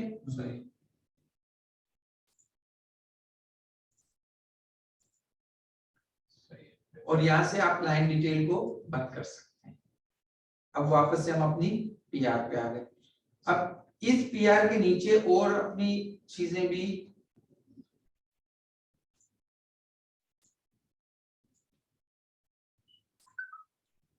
इन्वेंट्री ऑन एंड क्या है, आप अगर आपके हाथ में क्या क्या चीजें वो सारी आपको ये दिखा देगा कि ऑन एंड मेरे पास ये है। ठीक है। फाइनेंशियली अगर कोई चार्जेस वगैरह इसके ऊपर लगेंगे, वो कहता है भाई मैं डिलीवरी चार्जेस लूंगा, तो आप इसके ऊपर चार्जेस लगा सकते हैं। चार्जेस को मैंने for the time being exempt किया था, जो कि मैं आपको सेल ऑर्डर पे बताऊंगा कि किस तरीके से चार्जेस लगते हैं। परचेज ऑर्डर पे भी लग सकते हैं, लेकिन सेल ऑर्डर पे हमारा सेल टैक्स ऐड कर सकते हैं अगर आप इस पे, लेकिन वो फिर शायद बहुत सारी चीजें ऐसी होती हैं जो परचेज रिक्विजिशन पे उसका इम्पैक्ट नहीं है, क्योंकि परचेज रिक्विजिशन का कोई फाइनेंशियली इम्पैक्ट नहीं है, नहीं रिक्वेस्ट है। है ठीक, वो एक रिक्वेस्ट बिल्कुल सही। असल पीओ पे आता है। यहाँ से करने के बाद आपने क्या किया, इसको कर दिया सबमिट। ठीक है। अब मैं सबमिट अगर करूंगा इसको, तो ये चलेगा वर्कफ्लो क्योंकि अभी हमने बंद किया हुआ है। ठीक है। तो अब हम इस परचेज रिक्विजिशन को यहाँ पे रोक के पहले वर्कफ्लो पे आ जाते हैं सेट करते हैं कि भाई किस तरीके से वर्कफ्लो सेट होता है, किस तरीके से लगता है और किस तरीके से बनता है, और किस तरीके से आप इसको परचेज रिक्विजिशन के ऊपर सेट कर। अच्छा, वर्कफ्लो सिर्फ परचेज रिक्विजिशन नहीं, परचेज ऑर्डर पे भी लगा सकते हैं। उसका अपना क्राइटेरिया होता है कि किस तरीके से आप मैप कर सकते हैं उसको। ठीक है।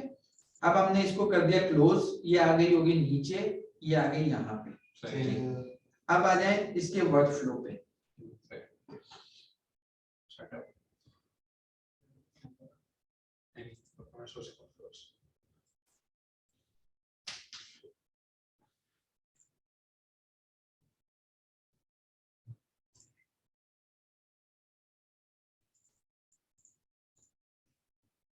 प्रोक्योरमेंट एंड सोर्सिंग सेटअप के अंदर प्रोक्योरमेंट एंड सोर्सिंग वर्कफ्लो सही है। यहाँ पे हम गए। ठीक है।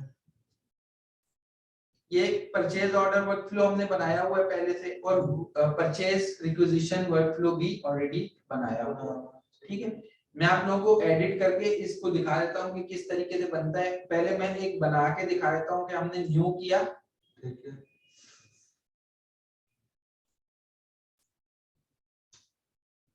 और यहां से purchase requisition review create workflow. सही है। अगर आप मल्टीपल वर्कफ्लो बना लेते हैं, मल्टीपल, सही है। लेकिन एक वक्त में एक ही एक्टिव हो सकता है, मल्टीपल एक्टिव नहीं नहीं। परफेक्ट रहेगा। समझ रहे हैं? ये आपकी वर्कफ्लो की स्क्रीन ये वाली होती है। ठीक है। हमने कहा कि भाई कंडीशन लगानी है, हमने कंडीशन को उठा के ले आए यहाँ पे। सही है। हमने कहा स्टार्ट यहाँ से होगी। हमने कहा ट्रू होगी तो कहाँ जाए, फॉल्स हो तो कहाँ जाए। सही है। ये बात समझ आ रही है? सही है। परफेक्ट। क्लियर है? ओके। यहाँ से हमने कहा मुझे अप्रूवल परचेज रिक्विजिशन भी करनी है। अप्रूव परचेज रिक्विजिशन ये लिखा हुआ नजर आ रहा है। जी। इसको हमने ड्रैग करके यहाँ ले आए। हमने कहा कि भाई ट्रू हो तो यहाँ चला जाए और फॉल्स हो तो कहाँ जाए, वो भी हम बता देते हैं। अभी तक हमने कंडीशन तो बताई नहीं। कंडीशन बताने के लिए हमने इस पे क्लिक किया और बेसिक इंफॉर्मेशन पे क्लिक किया। हमने कहा कि भाई यहाँ पे हमने क्लिक किया।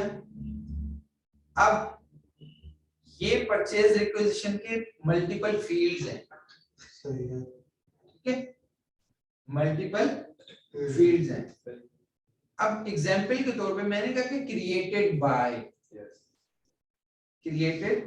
बाय, यहाँ पे वो कह रहा है कंटेंट्स बिगिंस इज नॉट, ये कंडीशन है। सही है। ये फील्ड है, ये कंडीशन है, ये आगे वैल्यू मांगेगा। मैंने कहा कंटेंट्स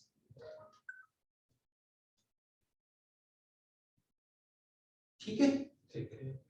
मैंने कहा कि फरियाद डॉट ए अगर कोई परचेज रिक्वेजिशन क्रिएट करे, सही है। अगर, अच्छा मैं एक कंडीशन सिर्फ बता रहा हूं, आप इसमें दुनिया जहान की कंडीशन लगा सकते हैं, दुनिया जहान की, एंड के साथ लगाना चाहें, और के साथ लगाना चाहें, ये आप इसको अगर खोलेंगे तो आपको ये बता देगा एंड के साथ, और के साथ, एंड आइदर के साथ, जैसे भी कंडीशन लगानी है आप लोग लगा सकते हैं। मैंने अभी बताया कि अगर फरियाद.a के नाम से कोई परचेज रिक्वेजिशन क्रिएट हो तो उसके साथ क्या होगा। अब ये जो एरर दे रहा है,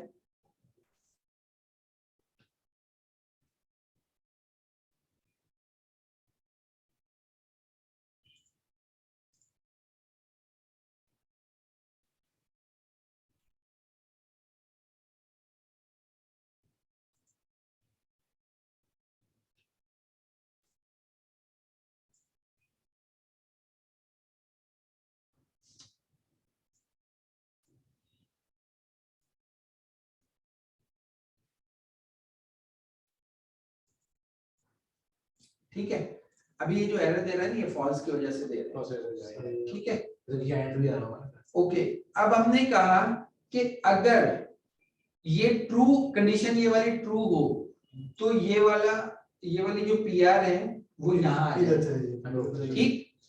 अब अप्रूव में जब हम जाएंगे तो इसके अंदर जाना पड़ेगा कि भाई स्टेप वन में क्या करना है। हमने कहा स्टेप वन में क्या करना है कि भाई ये आईटी से रिलेटेड है, इसमें कोई भी इंफॉर्मेशन आप सेव कर सकते हैं, और इसमें प्लेस, ये जो होल्डर्स है ना, प्लेस होल्डर्स इंसर्ट करके उसमें परचेज रिक्वेजिशन का नंबर, वो आप इस पे क्लिक करेंगे तो ये सारी चीजें आपको दे रहा है कि भाई इसमें क्या क्या चीजें आप लगा सकते हैं, ठीक है। मैं फॉर द टाइम बीइंग इसमें जस्ट एक कांस्टेंट मैसेज जो है ना वो लिख रहा हूं। हमने कहा कि अब ये बात समझने की है थोड़ी सी कि अगर फरियाद.a ने कोई पीआर रेज की है तो वो अप्रूवल के लिए इधर आ जाए लेफ्ट साइड पे। जब लेफ्ट साइड पे आ जाए तो हमने कहा कि ये आईटी की पीआर है, ठीक है। आईटी की पीआर है तो उसमें हमने ये बताया कि ये असाइन किसको, सही है, यूजर बेस असाइन हो, वर्कफ्लो यूजर को असाइन हो, या हायरार्की बेस असाइन हो, या पार्टिसिपेंट बेस हो, या रोल बेस हो, क्या हो। मैं अभी आप लोगों को जस्ट एक चीज बताता हूं कि यूजर बेस में जाएंगे तो ये यूजर की पूरी लिस्ट दे देगा कि भाई अगर फरियाद.आईटी की पीआर है, फरियाद.अली ने रेज की और इधर जा रही है, किधर जा रही है, आईटी की तरफ, ट्रू होने पे। जब आईटी की तरफ आए तो ये असाइन किसको, हम फॉर द टाइम बीइंग हमने कहा कि ये इसी बंदे को असाइन हो जाए। ये बंदा मैंने सिलेक्ट किया और इसको असाइन में सिलेक्ट यूजर में डाल दिया। उसके बाद हमने कहा कि इसका टाइम कितना, जो वर्किंग टाइम है वो कितना है। मैंने कहा मंडे से लेके फ्राइडे तक। सैटरडे अगर आप लोगों का वर्किंग है तो आप इस पे भी चेक लगा सकते हैं, अदरवाइज सैटरडे और संडे को वो उसकी ड्यू डेट में से माइनस कर देता है। जी ठीक है, एक दिन ड्यू डेट कितनी, ये ऊपर पढ़ लें। Select the deadline for the assigned user to complete this task. जित आपने डेज, ये इसको ड्रॉप डाउन करें, hours, days, week, month, years, कितने टाइम के बाद वो ड्यू शो कर दे कि भाई ड्यू डेट आपकी कितनी बनती है। हमने कहा कि डेज में एक दिन जो है ना ड्यू है। अब एक दिन में अगर आप फ्राइडे को रेज करेंगे ना, फ्राइडे को, तो मंडे आपकी ड्यू डेट देगा वो, सैटरडे और संडे को एग्जाम कर देगा, ठीक। और अगर आपने कहा कि मेरे 7 डे वर्किंग है तो वो फिर फ्राइडे की सैटरडे को आपकी ड्यू डेट कर देगा, ठीक है। ये अब अगेन रिक्वायरमेंट पे डिपेंड करता है कि आपकी क्या रिक्वायरमेंट है। अब आ जाए कंप्लीशन पॉलिसी। ये वो पार्ट है जो मैं कल भी आप लोगों से डिस्कस किया था कि भाई मल्टीपल चीजें होती हैं अप्रूव करने के लिए। मैंने कहा कि भाई ऑल अप्रूवर, इसका मतलब ये है कि जितने लोगों को भी आप यहाँ पे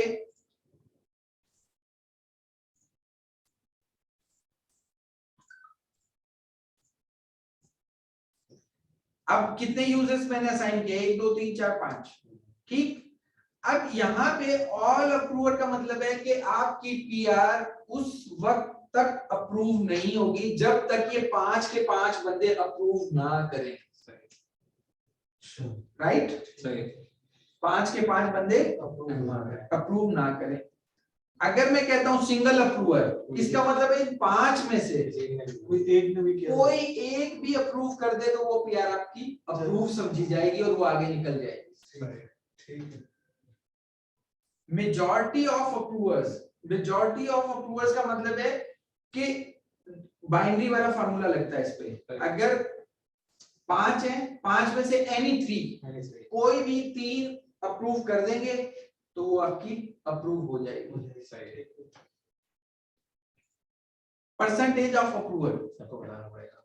इसमें हमने कहा कि भाई मिसाल के तौर पे 60%, सही 60% या 40%। सिस्टम ऑटोमेटिकली अप्रूवर लिस्ट को देखेगा और 100% को उन पे डिवाइड कर देगा।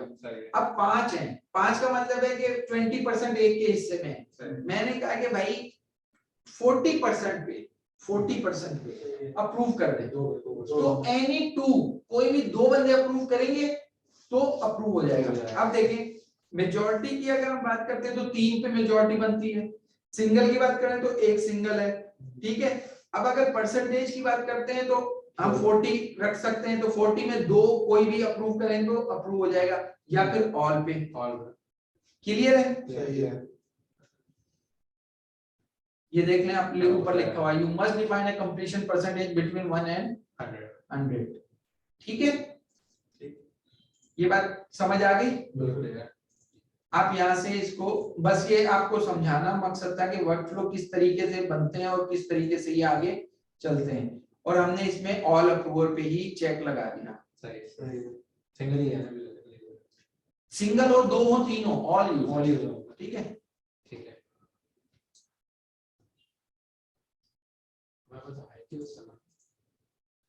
जी, उसके बाद हमने कहा कि भाई ये वाला जो स्टेप आईटी वाला, ये कब चलना चाहिए, ये वाला स्टेप कब चलना चाहिए। मैं यहाँ पे आया और मैंने कहा कि ये उसी सूरत में चलना चाहिए कि जब परचेज रिक्विजिशन क्रिएटेड बाय फरियाद.a हो, बस हर वक्त ना चले। सही। अच्छा, अब आ जाए कि इसको टेस्ट करके देखते हैं। टेस्ट करने के लिए आपको ये जो अभी हमने पीआर बनाई थी लास्ट 230, उसका क्या नंबर था, 230, ये ठीक।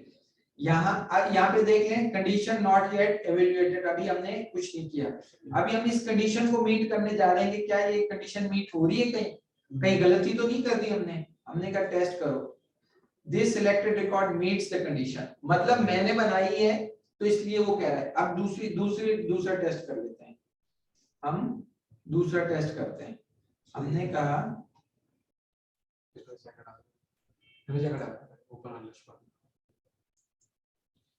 कहा टेस्ट, और ये वाला जो पता नहीं किसने बनाई है, हमने कहा ओके, सॉरी, हमने कहा कि test the selected record does not meet the condition. क्यों? क्योंकि हमने कंडीशन क्या लगाई है कि भाई फरियाद.a बनाया तो तब ये वाला स्टेप चलेगा, अदरवाइज नहीं चलेगा। हर एक पे मुझे नहीं चलाना, हर एक पे मैं क्यों चलाऊं उसको, ठीक है। तो ये हमारा, ये बात क्लियर हो गई, टेस्ट किस तरीके से होता है। ये कंडीशन आ गई। अच्छा, इसमें भी अगेन मल्टीपल हो सकते हैं। एक एचओडी है, वो एचओडी 3 डिपार्टमेंट को देख रहा है, तो आप 3 अलग अलग कंडीशन लगा सकते हैं कि भाई एक ही कंडीशन के अंदर आप तीनों लगा दें कि भाई ये हो और ये वाला डिपार्टमेंट हो या ये वाला डिपार्टमेंट को। ये 3 डिपार्टमेंट जब से सेंड करें तो इस एक एचओडी के पास चली जाए। उसके लिए अलग अलग स्टेप्स और अलग अलग ये बनाने की जरूरत नहीं है।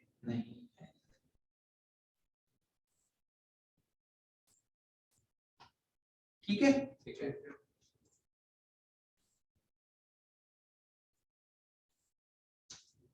अच्छा इसमें ये चीज है कि भाई इसके पास क्या क्या चीजें हो, डेलीगेट हो, एस्केलेट हो, अप्रूव हो, रिजेक्ट हो, रिक्वेस्ट चेंज हो, ये आप लोग ले सकते हैं। Approve, reject, request change, delegate. ठीक है, यूज फाइनल अप्रूवर, अगर आप इस पे चेक लगा देंगे तो फाइनल अप्रूवर ये बन जाएगा। सही है। ठीक है, अगेन ये वही है, set the time limit for the workflow element, कि भाई क्या आपने इस पे रखना है। आपने अगर इसमें ऑटो अप्रूव रखना है तो आपने कहा कि भाई एक दिन तक अगर ये ना करे अप्रूव, वन डे ना करे अप्रूव, तो ये ऑटोमेटिकली अप्रूव हो जाएगा। ये एक दिन के बाद ना खुद ही अप्रूव हो जाएगी। आपने कहा यार ये 2-3 दिन रख लेता हूं मैं, 3 दिन तक अगर वो एक्शन ना ले तो वो ऑटो अप्रूव हो जाए। या दूसरा तरीका ये है कि भाई 3 दिन तक अगर वो एक्शन ना ले तो रिजेक्ट हो जाए, ऑटोमेटिकली रिजेक्ट हो जाए। तो ये ऑटोमेटिकली आपकी टाइम लिमिट के साथ जो है ना वो वर्कफ्लो एलिमेंट चल जाएगा। और ये जो यूज फाइनल अप्रूवर है ये लास्ट है, इसमें कोई मजीद डेलीगेशन नहीं होगी।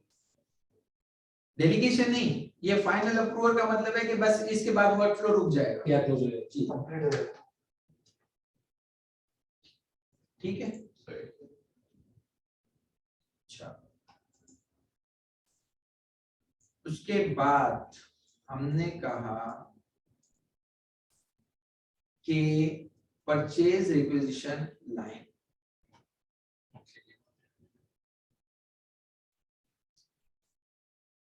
बल्कि हम ले लेते हैं परचेज रिक्विजिशन रिव्यू। ये वाला जो पार्ट होता है, ये वाला पार्ट होता है प्रोक्योरमेंट का। ठीक है, ये एरर खत्म हो गया। ठीक, इसको डायरेक्ट और इसको भी एंड पे ला के ये वाला भी एरर खत्म हो गया। ठीक है। और इसमें भी आप रिव्यू पे बता सकते हैं इस पीआर को रिव्यू कौन करेगा? पीआर को रिव्यू कौन करेगा। बेसिकली ये पार्ट होता है प्रोक्योरमेंट का।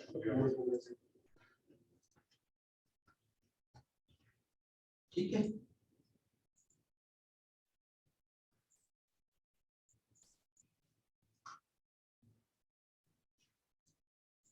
किसको असाइन हो, हमने कहा कि एक यूजर है उसको असाइन हो। सब कुछ डिफरेंट है। वो फिर मुझे और ऐसा नहीं होगा। फिर उधर पूरा मुझे वो मॉड्यूल बताना पड़ेगा। जी ठीक है, तो यहाँ पे मैं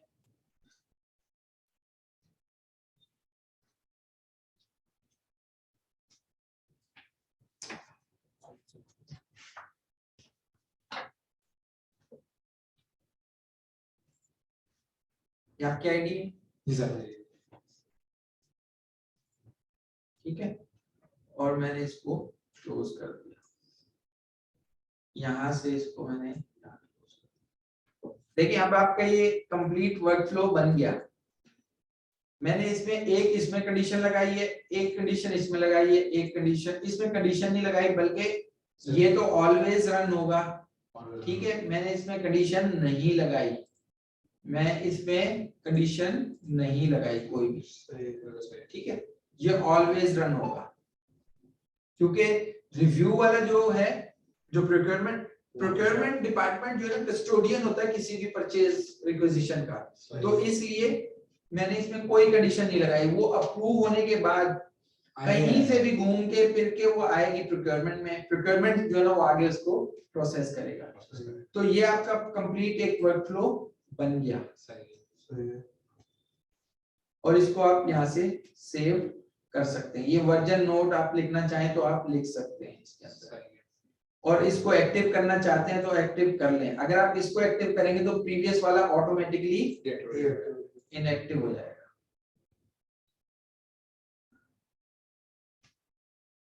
ये आपका पूरा वर्कफ्लो। अच्छा, इसमें साइड में मैनुअल डिसीजन और ये मुख्तलिफ किस्म की डिसीजन मेकिंग के लिए ये वर्कफ्लो बनाने के काम आते हैं। ठीक है,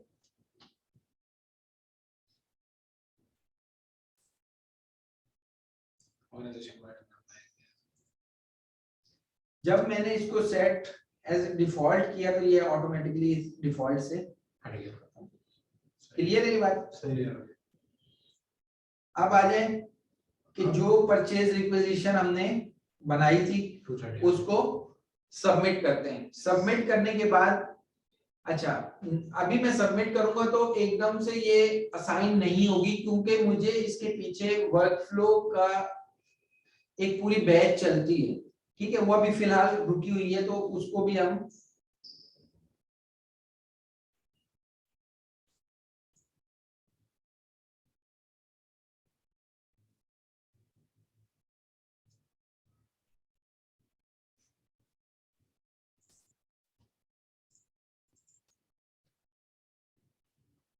ये वो फाइनेंशियल इम्पैक्ट है जो आप पूछ रहे थे कि डायमेंशन से क्या होता है, वो डायमेंशन आगे जाने नहीं दे रहा मुझे, सही। वो आगे जाने नहीं दे रहा। वो कह रहा है कि क्या कैसे डिस्बर्समेंट होगी।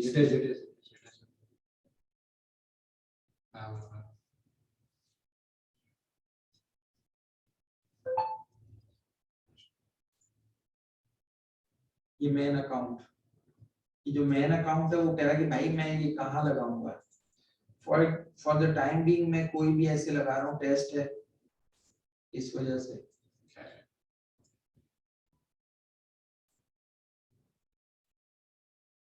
ओके तो जो अकाउंट मैंने सिलेक्ट किया वो ऑलरेडी क्लोज्ड है।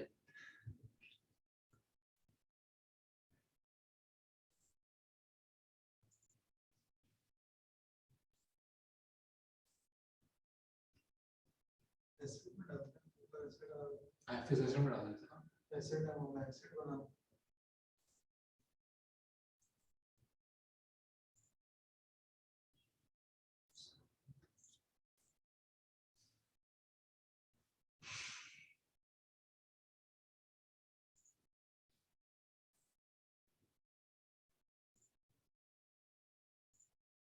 अच्छा ये इसलिए मांग रहे हैं वैसे क्योंकि हमने इस आइटम को क्रिएट नहीं किया हुआ बैक एंड पे, इस वजह से। अगर ये ऑलरेडी क्रिएटेड होता तो इसके पीछे आइटम ग्रुप लगा होता, आइटम ग्रुप लगा होता तो ऑब्वियसली बात है आपका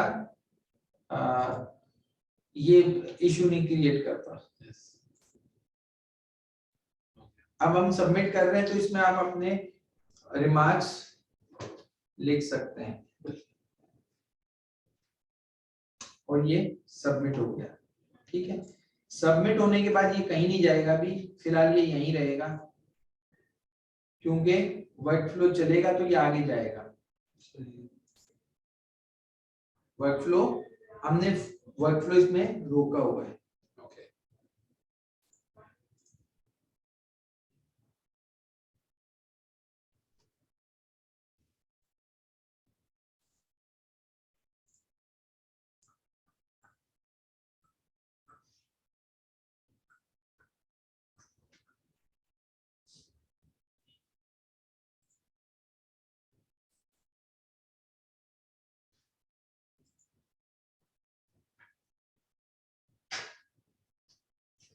देखिए इसका स्टेटस ड्राफ्ट से इन रिव्यू आ गया है, ठीक है। जैसे ये यहाँ पे आएगा मेरे पास असाइन होगी तो मुझे एक नोटिफिकेशन भी मौसूल हो जाएगा और आप लोग जो है व्यू डिटेल में जाके इसको देख सकते हैं कि इस वक्त ये कहाँ है, राइट। अब देखें इसका मेन्यू चेंज हो गया। पहले सबमिट पे अगर मैं इसकी बात करूं तो इसमें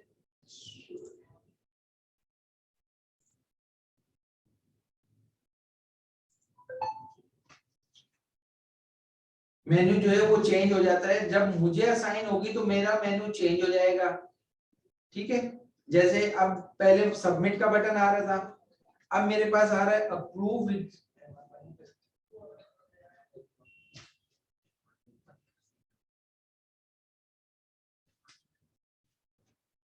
अब इसमें approve, reject, request change, delegate और रिकॉल। रिकॉल मुझे क्यों नजर आ रहा है क्योंकि सबमिटर भी मैं ही था तो इसलिए मुझे रिकॉल भी नजर आ रहा है। रिकॉल का मतलब ये होता है कि at the any stage before approved, before complete approved, sorry complete approve से पहले मैं रिकॉल कर सकता हूँ।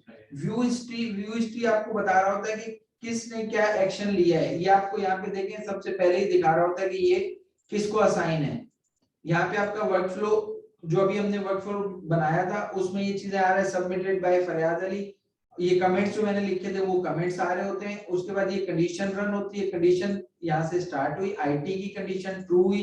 ये देखिए ये यहाँ से बता रहा है आईटी एवेल्युएटेड टू ट्रू और ये असाइन हो गई मुझे। अब मैं इसमें क्या करूंगा, इस पे कोई एक्शन लूंगा।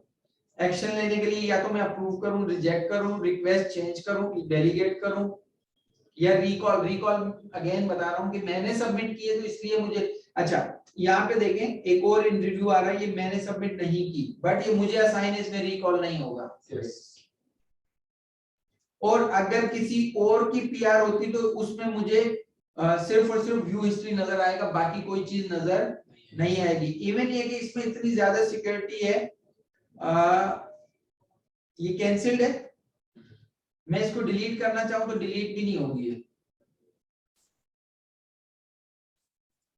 ये देखें purchase acquisition can not be deleted as it is not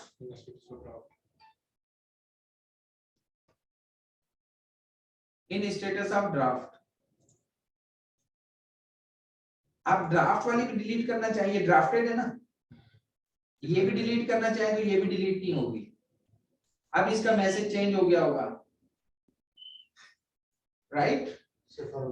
कि भाई जो ओरिजिनेटर है जिसने ये बनाई है सिर्फ वही डिलीट कर सकता है, ड्राफ्ट वाली भी। मेरे पास एडमिनिस्ट्रेटिव राइट्स हैं बट मैं भी डिलीट नहीं कर सकता। ठीक है, ओके। ये पीआर थी।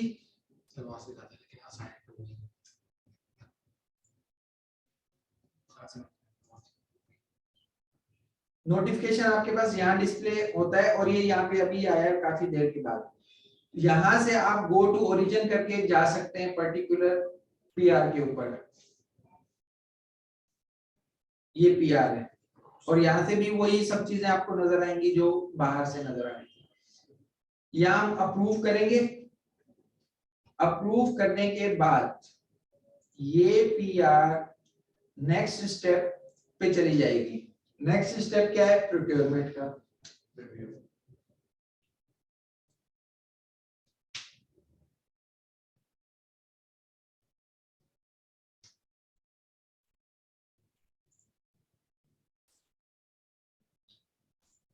अब मैं इसमें व्यू हिस्ट्री करूंगा तो मुझे देखें दो ऑप्शन दे रहा है। वो जो अप्रूवल वाला ऑप्शन था वो खत्म हो गया, मैंने एक्शन ले लिया। तो अब मुझे अभी भी कह रहा है रिकॉल। रिकॉल का मतलब क्यों कह रहा है मुझे? इसलिए कह रहा है कि मैंने रेस की है, अभी कंप्लीट नहीं हुई तो मैं उसे वापस अपने पास बुला सकता हूँ। और मैं व्यू हिस्ट्री में जाके देखना चाहूँ तो मुझे ये देखिए मोहम्मद साहब को असाइन हो। ये बात क्लियर है? अब ये अगला स्टेप, ये देखिए ये कंप्लीट हो गया एक और न्यू टास्क स्टार्ट हो गया ये वाला प्रोक्योरमेंट का। क्लियर है? ये आपका परचेज रिक्वेजिशन का पूरा प्रोसेस था जो कि आप लोगों ने समझा। अब बात ये आती है कि आरएफक्यू कब बनेगा इसका? आरएफक्यू कब बनेगा? जब तक ये 100% अप्रूव नहीं हो जाती तो आपका आरएफक्यू बन सकता है। अगर आपने पूरी पीआर अप्रूव कर दी तो आरएफक्यू नहीं बनेगा, राइट? यानी कि आरएफक्यू कब बनेगा? कि अंडर प्रोसेसिंग होगी ना, इन रिव्यू होगी। जब तक इन रिव्यू होगी तो आरएफक्यू बन सकता है। अगर वो कंप्लीट अप्रूव हो गई तो आरएफक्यू नहीं बनेगा। अभी बन सकता है इसका। ये देखें ये अप्रूव्ड है, ये आरएफक्यू बंद है। ये देखें ये बंद है, ये बंद है। ठीक, ये रिव्यू में ये बन सकता है। ठीक, कैसे बनेगा? आपने इस पे क्लिक किया, आपको वो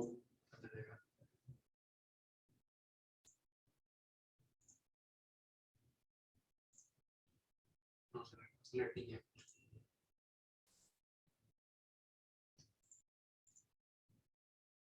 ये असल में एंटिटीज का वो इश्यू है, वो मैं बता दूंगा आप लोगों को, ठीक है। ये आपका आज का जो टॉपिक थे हमारे, जिसमें कि RFQ, उसकी पूरी डेमोन्स्ट्रेशन, उसको क्रिएट करना, उसको बनाना, उसको आगे लेके चलना, उसके रिप्लाईज, उसको सेलेक्ट करना, रिजेक्ट करना, एक्सेप्ट करना, वो सारी चीजें। उसके बाद PR किस तरीके से बनती है, PR, और सब मोस्ट इम्पोर्टेंट आपका वर्कफ्लो कैसे क्रिएट होता है और वर्कफ्लो एसोसिएट कैसे होता है। तो वो चीजें आज हमने देखी हैं, वो आज हमने चीजें देखी हैं। तो आज का सेशन यहीं तक रखते हैं। इंशाल्लाह ताला नेक्स्ट जो सेशन होगा उसमें हमारे परचेज एग्रीमेंट और ये सब चीजें होंगी, ठीक है। वर्कफ्लो की पिक्चर दिखा देंगे जो आप जिससे समझा रहे थे। वो पिक्चर नहीं थी, वो पूरा वर्कफ्लो। अच्छा, किसी को कोई सवाल पूछना है तो पूछ सकता है।